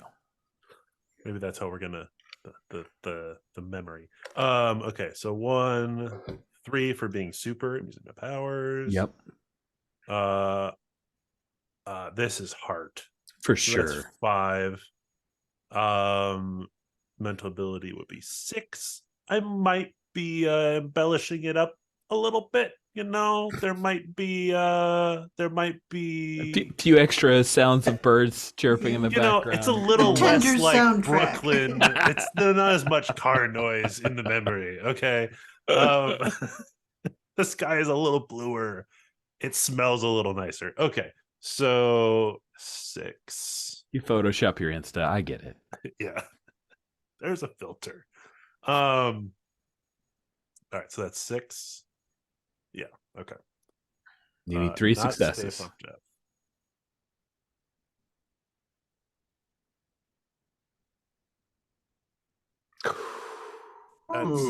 That's only 2. Not Barracuda's day. Not Barracuda's day at all. He looks at it for a moment, and then he says, "Soccer?" And he turns and he leaves you there, stuck. Charges up the stairs and out to get in the Basher-mobile. Sweet. So we cut to Dynamo and Vector and a really drunk Mind Witch. It is a very cheesy car. Thank you very much. Basher-mobile is just as cheesy as it gets. Like Humvee with like Basher on the sides. It's loud. It fits in Bushwick though, oddly enough. It feels like a Bushwick kind of car. Sweet. So as you guys come in, what is the place where the real Basher lives? Does he live in an apartment? Does he have a small house? Where does Geraldo Romano live? I think he has it's just in Chicago, and I guess it's a brownstone. They have brownstones in Brooklyn. So he has like it's a 2 flat, and he's got the bottom section of a 2 flat. Oh, nice. You got the bottom section of a 2 flat. Dynamo, Vector, and then Mind Witch. She's told you she's contacted the rest of her team. Even Blackwing, and they're on their way. But you guys are first on the scene, and I think when you arrive, you know what you're looking for, and you see this ominous. What's a like? It's got to be a light, so it can't see blackness. So is it like an orange light that emanates out of the bottom flat? Does that feel? It's like a violet, almost a violet. Yeah, like a pulse of violet. And they hear a crash of like something glass, maybe somebody threw something, and a wicked little chuckle. Dynamo, what do you do? Or is it coming from inside? Inside, yes, it's coming from inside the house. Put Megan down and run inside, or like zip inside. Nice. Vector following. Oh yeah. Yeah, and Megan, like, there's a moment, like, she's steadying and she's going to make her way there. She's doing the, like, junk jog thing. And then she stops for a little bit, puts her hand against the door frame, does not puke. Cool. The two of you enter, and you see what looks like Barracuda, except he looks much more frail. His skin is tight against his face. He has a rictus grin. His eyes are sunken. You see as he's holding up one hand from where he's sitting in a wheelchair, and you see these black veins pulsing and running. Exactly. He looks like that. He looks all angry like Greg did. It's exactly what I want. And you see, like, okay, quick question, Barracuda. Does he live by himself? Does he have a wife, kids? Like, yeah, so he has a wife and a kid.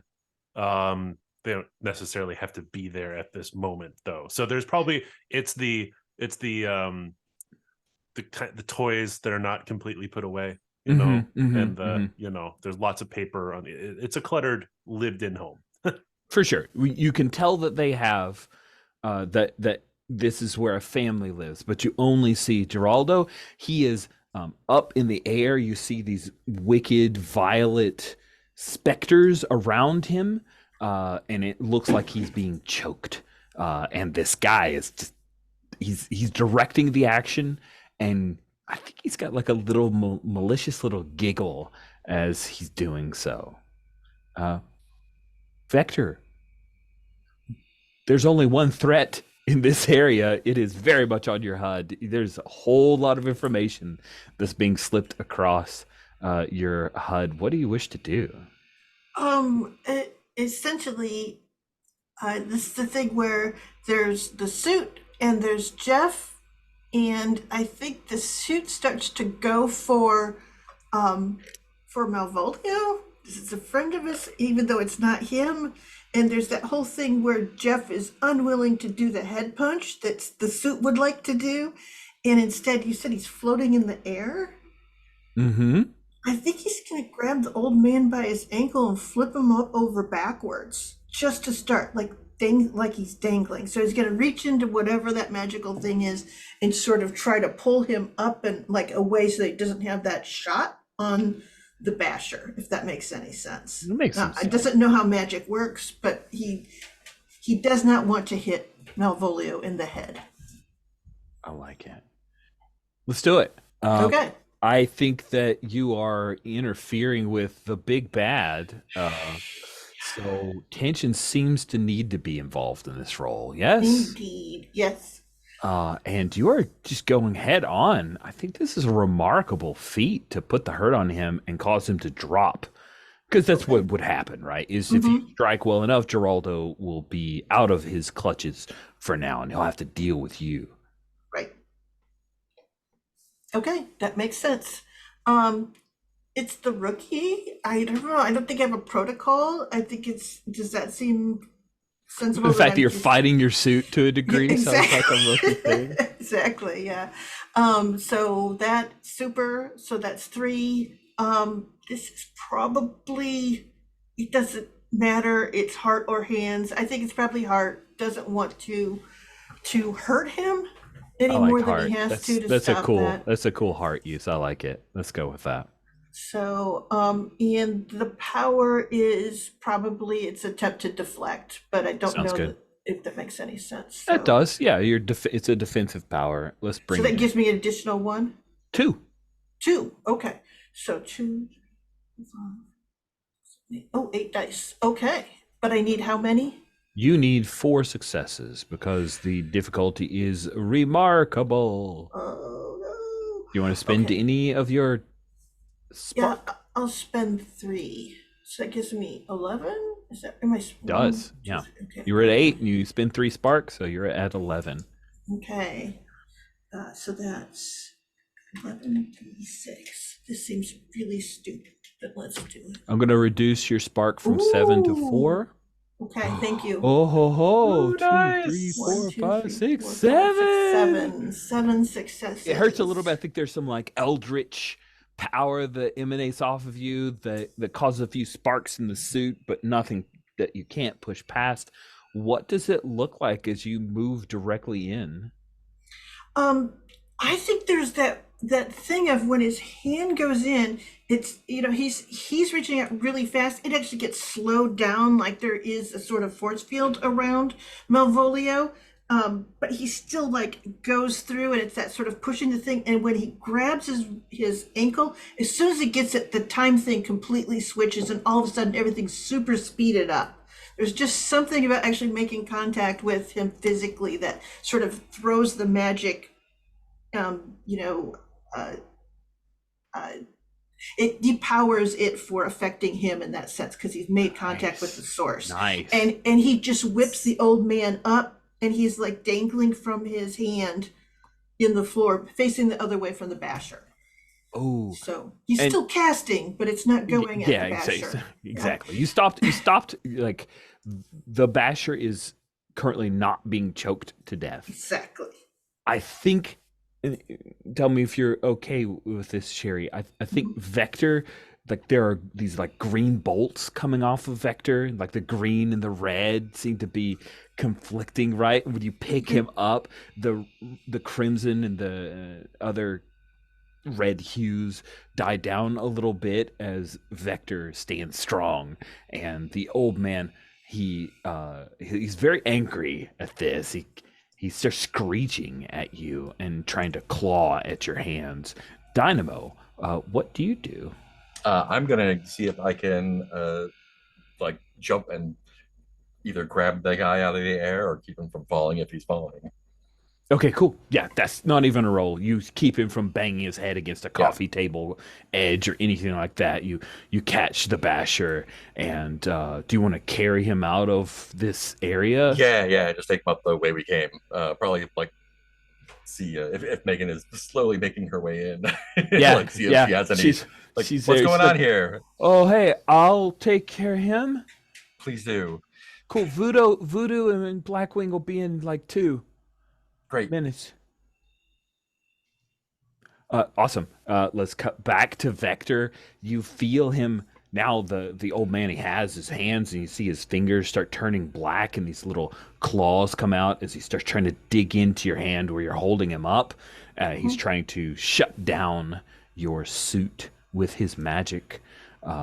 He is saying some words that sound like things that the Vector suit has whispered to you at times. Okay, and I think I shake him.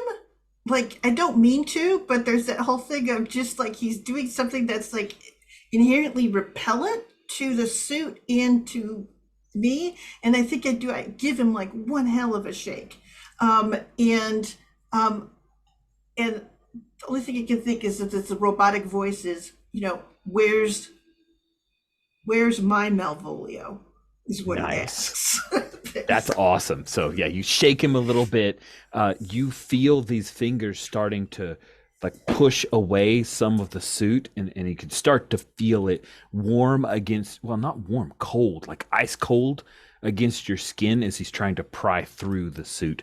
But let's see you, Tension, again, involved in the role, but you're trying to intimidate him, I think. Okay. All right. So I don't know if rookie makes sense then at that point. I don't think so either. You're trying to assert authority here. Yeah, so it's probably tools. It is the suit that is my authority that I have. That So I've feels got right to me. 5 to start with. And then I guess I'll spend 2. That gives me 7. I don't know what I'm trying to hit, but Yeah, we'll tell you now. It is again remarkable. He has do I need faced 5? he has faced demons. You will not scare him, or maybe it's a remarkable feat and you do. All right, I don't know. So I'm gonna roll 7 dice. That's much luck. fewer than before. It is. The dice have been on your side. We'll see if you pull this one off. All right, I doubt it, but nah. 1, 2, 3. 3. And I did say, just so we're clear, Dinshin was involved. Yep. Did I say that? So Okay. I'm down to 1. Yeah. Sweet. So you're down to, you lost 1.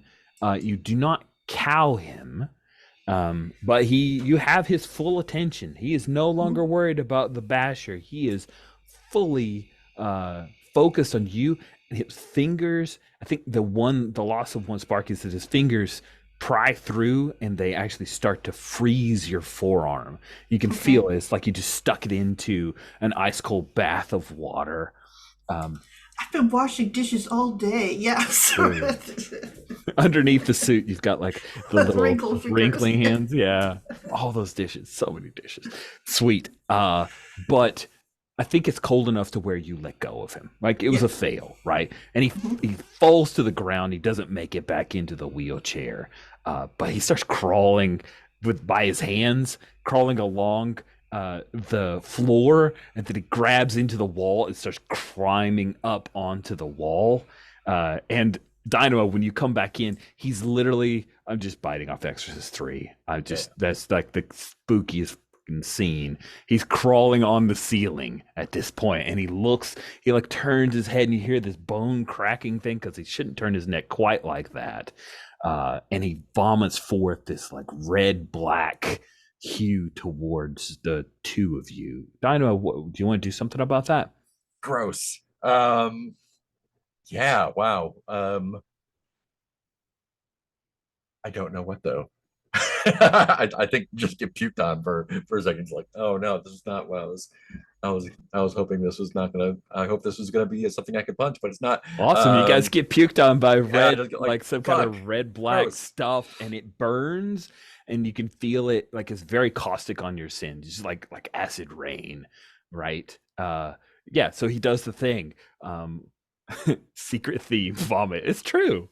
Wow, I didn't even know that was a theme this game, but it turns out that puke is a thing. Yeah, that's great. Dynamo, anything you want to do after having been puked on? Malvolio, come down. What's gotten into you?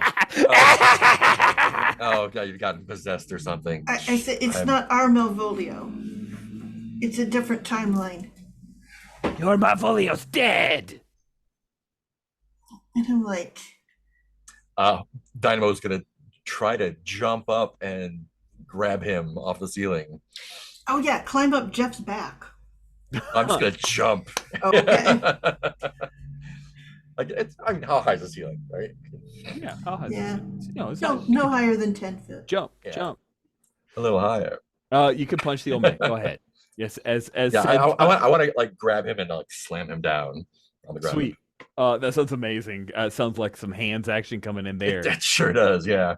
Tension is involved in the role, and I am really curious. That is definitely bricking and being super. I think it's again remarkable. All right, Breaking super hand. So you're starting with 10. Yeah, and what do I need for? You need 4 successes. Yes, sir. I think I'm okay with 10. Okay. Jump. Let's see if you are okay with that. Dun dun dun. 1, 2, 3, 4, 5, 6, 7. Wow. I mean, it hurts. It hurts. I think there's like backlash stuff from that, but it's getting sizzled by the. Yeah. Did you punch him down or grab? No. I grabbed him and slammed him down. Oh man, I think it's a thing of that coffee table that you kept Basher from crashing into is what you slam him into, and you hear this like sickening crunch as you slam him into the coffee table, and you felt bones break because you are. And that was 2 spark. That was 2 spark that you lost in the doing, and when you slam him down to the ground, he stops moving. I think it was like bash him, like not like bashing him do a into few the ground, more? but just like what did you do with Malvolio? Oh man, in the head, like whomp, whomp, whomp into the wooden floor. And I think you're trying to beat out of him where you can find the real Malvolio. So is this a thing that Vector would help with? Because you're trying to do the exact same thing. So it feels like you're in on this. Yeah. And I'm like, he took over the bodega in Rheingold. So So Doesn't sound essentially, I like- do the thing of that's but yeah, I'm definitely gonna not go our to Malvolio. no, which means that basically Oh, my you're suit burning your last just to decommissions. help? Yeah, Oh, to man. assist. Yeah. Ooh. Good luck, Dynamo. This is a remarkable feat yet again, but it is not because you've beaten him so hard. I don't think that tension is involved. It's just Mhm. can you get him to break before he passes out? I think it's definitely brick. I don't know if it's super or normal. It sounds more normal. Yeah, it's the kind of thing everyday folks might do. Yeah. Beat old man until Tell me. yeah to submission. Oh my! Spit me. Oops! Um, Please don't sue us, Disney. I'm not sure if it's jaw or hands. I mean, I am literally using my hands, but I think it's jaw. it feels more jaw. Yeah. It feels more jaw. Let's Yeah. see So it. that sounds like 6 altogether. I Plus need 1 4. from Vector. Oh, plus 1 is 7. So I'll spend 3 spark. Cool. And remember, Okay, you aren't kinda going to lose any spark in the doing because it Right, keeps right, not yeah, involved in the cool. roll. So that's 10 again. Let's see how it goes. 1, 2, 3. Ugh. Nope. He passes out from whatever, or expires or something. He stops moving. You slam him a few times, screaming, "Where's the real Malvolio?" And I think that is when there's a chill wind that blows from the outside through this area, and voodoo shifts through the wall and appears. And then I'm trying to remember, Brownstone. I think Blackwing, like a few of his bats, come flying in after her.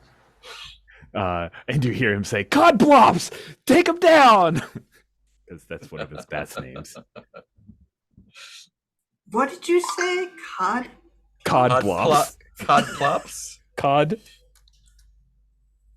Blops. Yes. It's terrible. It's the worst. It's actually a video game acronym. So look at Mark. He's like, "I'm in pain. Why are you saying these things?" Oh, I just think Jeff like hears that and he's standing there in the living room, like, with all of this, and he kind of looks at Nightwing like, Everyone just hears it's like cod plops. Anyway, Halo like the flies whole in. room says it. Zanaya does too. I think Halo comes in and is doing good bat things, like screeching around the area and making sure that the things are under control. But Codblops is a very big bat, and it comes in and like it's going to grab at the old man because it sees that as the threat for some reason. But it seems like you guys have stopped this Malvolio, knocked him out. He looks in rough shape, but he looked in rough shape before this started, so kind of hard to tell. is Megan in yet? She's around. She was taking care of the civilian, so maybe they're in like the living room or something, like the front room, and you guys had a fight in the.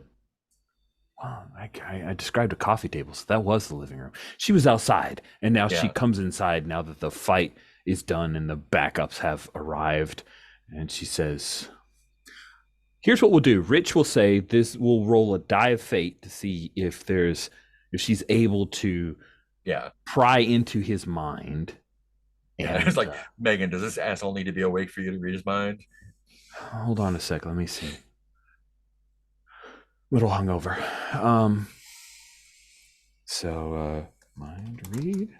Can the mind witch pull this off? So die of fate, D6. 4, 5, 6, she does. 1, 2, 3.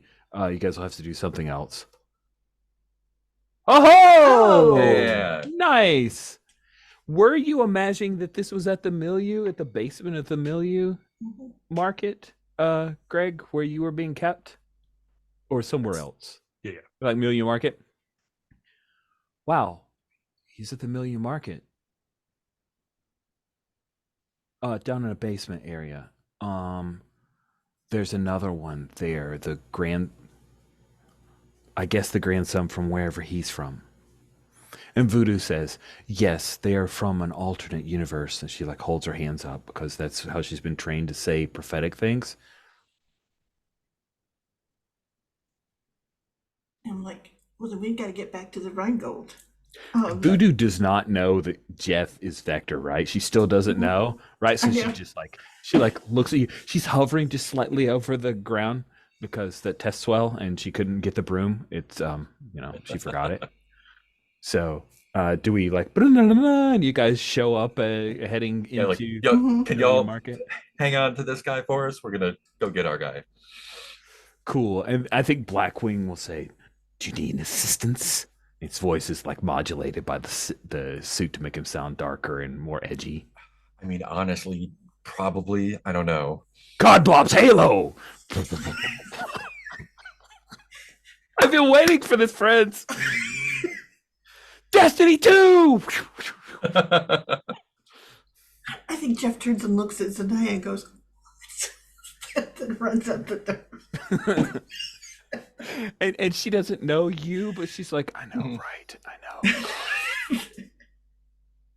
Sweet. So we come into the market milieu. You guys burst in. It's closed. Yeah, Dynamo just like muscles the door, like just muscles open the breaks the door. door.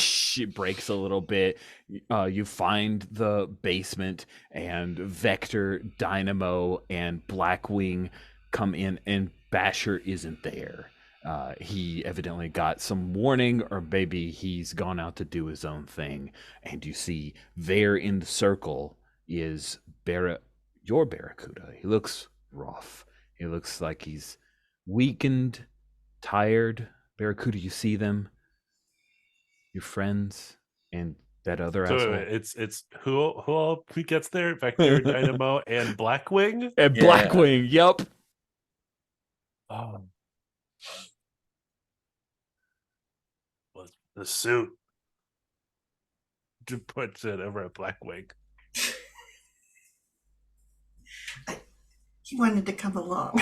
Kimbo does this, a little bit of that. You're saved, citizen. Dynamo just goes to like scoop up Barracuda. Oh, you're going to step into the circle? Into the, Oh, yeah, into the yeah. magic I'm like, don't we glowing gotta circle. scuff it Yeah. up first? I'm No, like, whoa, don't we gotta scuff it up Oh, first? Dynamo. What?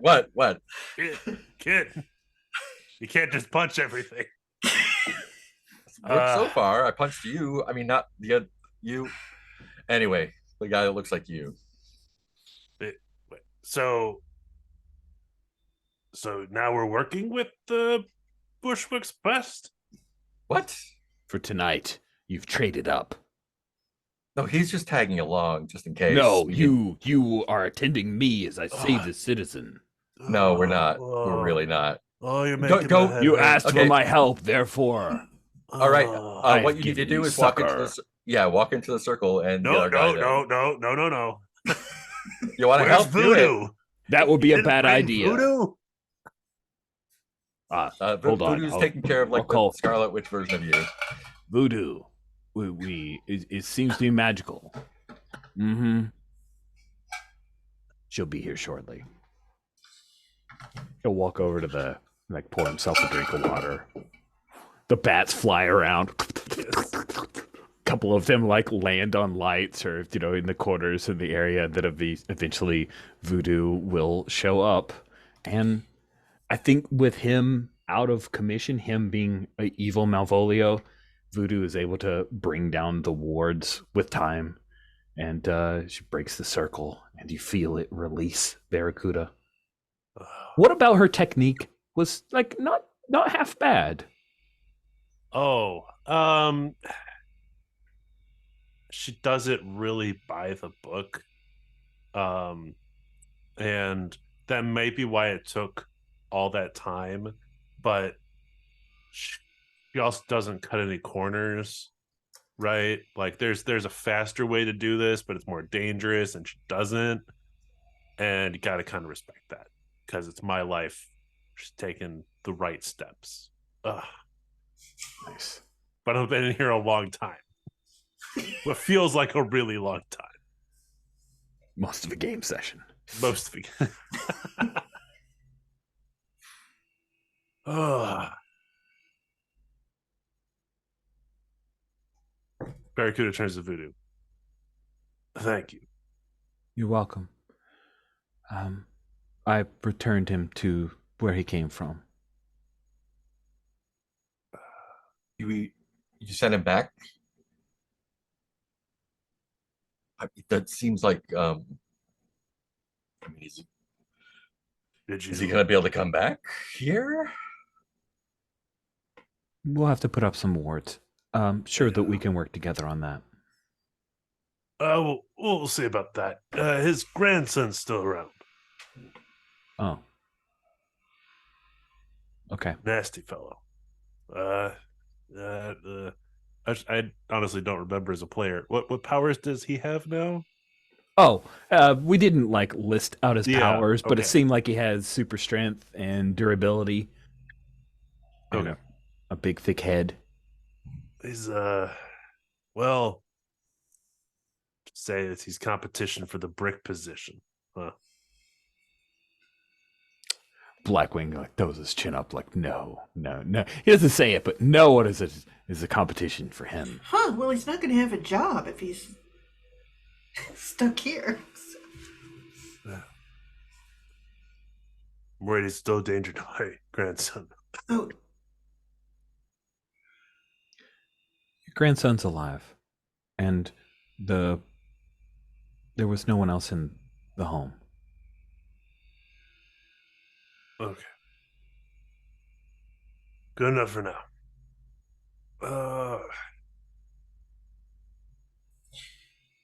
where do you need to go?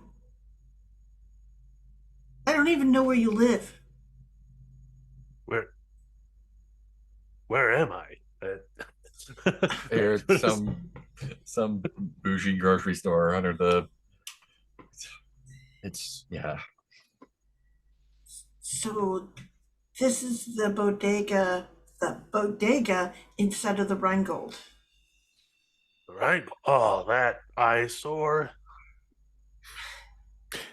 Blackwing calls to his bats, and they exit. And Voodoo make sure that you're okay, but she's gonna leave you to your teammates.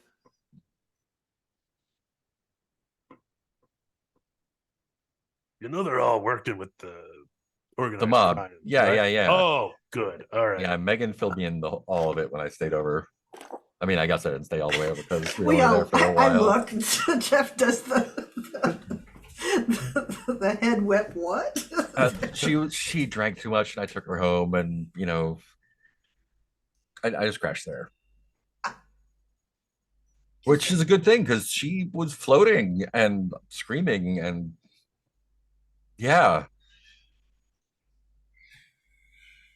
Hmm. Did that have Yes, something to do with this? I mean, she knew exactly where we should go to Okay. find him. So I imagine, yeah, Say that again to yourself, Dynamo, and say it slower. she knew exactly where to find him. You don't find that alarming? I mean, like all you magic guys know each other, right?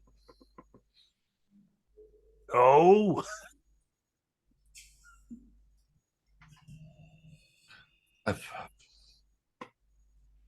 I mean, it seems like if there's an earthquake, someone who is like an earthquake guy who knows where it is. sounds convenient. Sounds easy. It's never easy. I mean, it wasn't that easy. We got puke all over ourselves. Ew. I know. Oh, yeah. I bet you guys are just a little bit on the Yeah, we're- weak side. and We got slimed. you, Yeah. yay! All the Ghostbusters. So I go, where do you want to go? Do they have a grocery store upstairs? Yeah, It's a nice one. Skippy's working Fully stout. there. I mean, it's mostly stocked with bougie stuff, but still, it's pretty good. Skippy's moved in. Oh, Skippy moved in. Sadly, Skippy seems to have allegiances to whichever of the Malvolios will feed it. Yeah, sadly. Yeah, I think Barracuda will move into market milieu and just begin to run it like a regular bodega. Like it's just gonna go downhill a little bit. But the egg sandwiches get so much better. Yes. And the people in Rheingold, I think, love it because it's so quaint. So authentic. It's so authentic. Yeah. And it's very authentic. We have an actual bodega owner running this bodega, so I understand we pay a little extra for that. So it feels like that's the end of the issue. Okay. Sounds good. Cool. Let's go through some questions, friends. At the end of each session, we ask the following questions of the entire table, GM and players. Did you clash with someone who threatened your neighborhood? Yeah. Did you protect the citizens of your neighborhood at least once? For sure. Did you defeat a villain or have a conflict with your rival team? Yeah. For sure. Yeah. For sure. Okay. So let's answer these questions. That's 3 XP for everybody. So please add 3 XP. Who wants to be the changer of wild cards XP? I will do that. You got that, Sherry? Okay, so Yep. add 3 to wild cards XP, and then let's answer these 3 questions for wild cards brief appearance. Did wild cards struggle with his normal day-to-day obligations? Yeah, I would think so. With the romantic conflict at the party. Mm-hmm. Okay, and then did wild cards support another teammate when they needed him? I don't think so. Okay. No. Okay, so that's a total of 4 XP. Of just you had it exactly at 17. Thank you, Greg for Barracuda. Did you struggle with your normal day-to-day obligations? Yes. Tell me about it. I'm not saying no. I just like to hear you talk about it. Well, I have a whole new grocery store to run into. You do. I love this. So I love that this game is like starting to angle towards Rheingold in odd and unexpected ways. That's the that's the denouement scene at the end is Barracuda like moving the stock around. Yeah. That's great. That is something special. I love it. Cool. And then did you support another teammate when they needed you? I don't know. Well, we had the Yeah. refresh scene with Jeff, Mm-hmm. which was a support for Jeff as well. So Yep. Okay, there you go. Then Sherry for Jeff, did you struggle with your normal day-to-day obligations?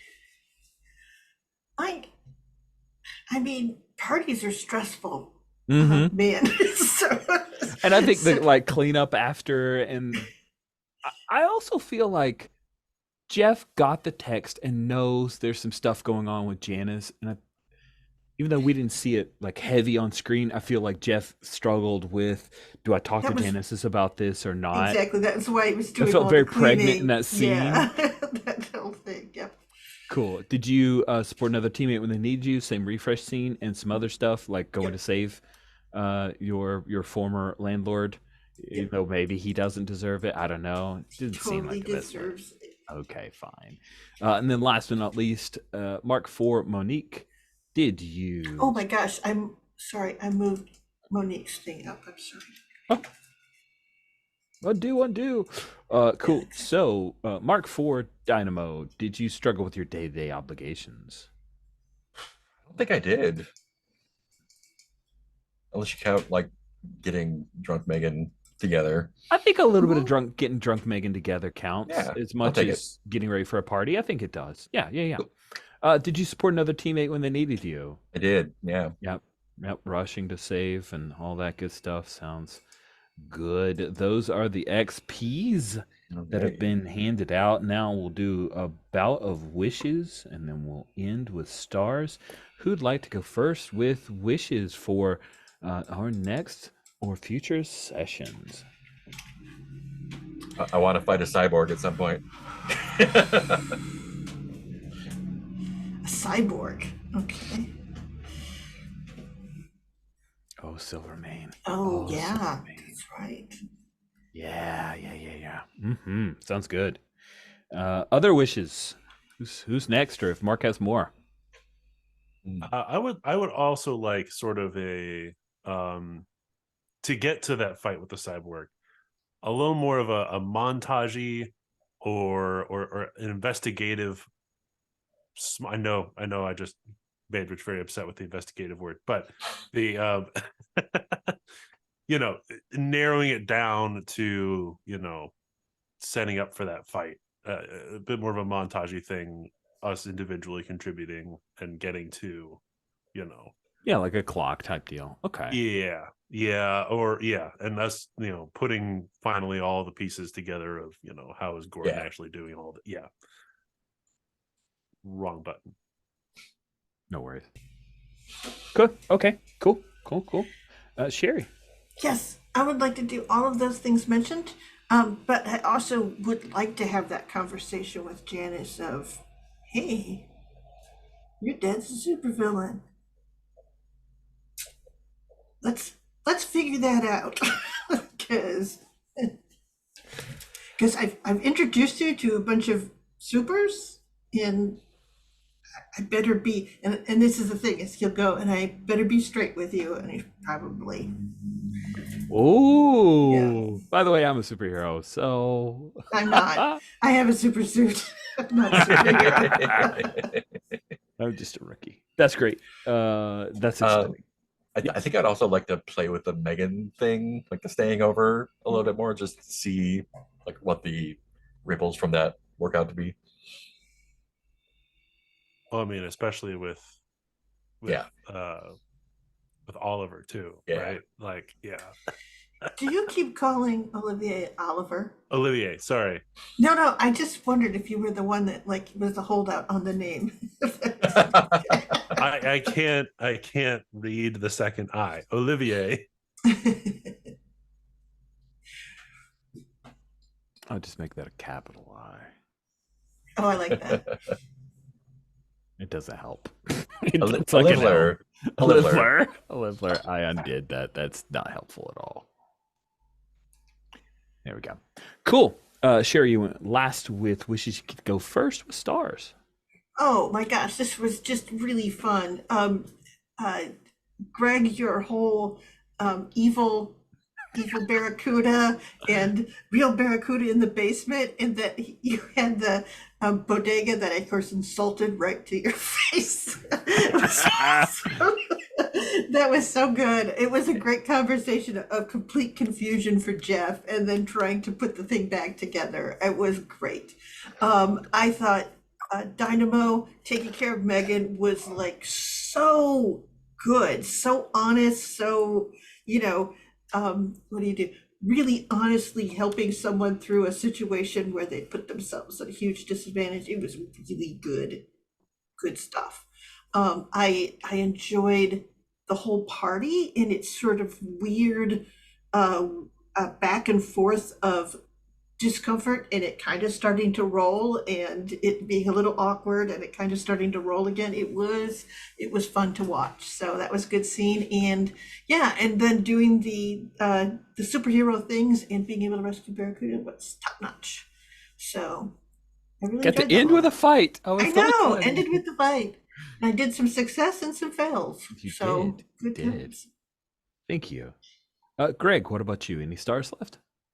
Thanks for everyone for helping me figure out what the heck I was doing in that first scene. I enjoyed that. I also yes, the scene with Megan and Dynamo was excellent. And then thank you, Vector, for coming and saving my grandson. That whole thing was great. I love the I just love that this whole series is getting where we're all like really banking a bunch of XP. I don't know. Yeah, some people need to be increasing stuff. In fact, I am going to probably increase my heart. But no, I'm really enjoying this. This is great. Yay. And then last but not least, Mark, any stars left? Yeah, that was a great time. Like everyone said, the party was super fun and all the like little interactions there, kind of like getting that good texture, felt really organic. And then like the segue into the fight was perfect. Totally felt good, and felt like everyone got to kind of exercise their thing. So seeing everyone get to do their superhero stuff was really fun. I agree. I will say, star to how Dynamo, like heroism isn't just punching the bad guy, although that is Dynamo's specialty, but like stepping in when Megan says, I really need an exit. Like, help me at this time. Even though she's been, they have an interesting relationship, right? Yeah. Like she's tried to recruit Dynamo a few times. She didn't give in to what Dynamo wanted to shape the team and lost out, and now relying on Dynamo. Like I've enjoyed that. So star to Dynamo for playing that out has been really interesting. Um, Star to Greg for just taking a scene and running with it. I'm like, what is even going on? I'm like private messaging him. What is going on? Is this the real Barracuda? I'm so enthralled. I just love it. Thank you for taking chances. A big swing is delightful, and I appreciate that. And then Sherry, all the stuff with Jeff, dealing with Tombstone, dealing with Janice, trying to be a party helper, and then the after bit. I really enjoyed that scene. It felt very like indie movie-ish of like, is Jeff gonna bring it up here? Is Jeff gonna mention it here? And Janice really not even wanting to open the door for that, right? She doesn't have that conversation. She maybe has suspicions that that's there because she knows Jeff a little bit. So that was really fun scene to play with. And then seeing Sherry, you play Vector and Jeff as two different sets of goals in the fight is always interesting and amusing to me. So delightful stuff. Thank you all for your reactions to Codblops the Bat. I've been sitting on that for a while. I briefly listened to a video game enthusiast podcast where they refer to Call of Duty Black Ops 2 as Codblops 2. And as soon as we determined that the bats were named after video games, one of those bats had to be Codblops. So I've been waiting for Codblops to be called and it paid off. It was well worth the wait. Thank you all so much for not telling me I'm the worst dork in the world and just laughing at my silliness. That was fun. Other wish I'll have that we didn't express, wish Kay, we have a full boat for next session. I hope that works out. If it doesn't, that's okay. We're grown-ups. We have stuff to do, but had a great time. You guys are all wonderful to play with. Bonuses to Kay or stars to Kay. If you're watching this, the like how catty Wildcard can be is impressive. Like I did not realize there were that levels of, yeah, I'm using you, Johnny Storm, to get back at Megan. I'm just going to do it ruthlessly and relentlessly in the scene that we have. So that was very funny. Well, with that, we'll go ahead and bring the recording to a close. Thank you all so much for playing.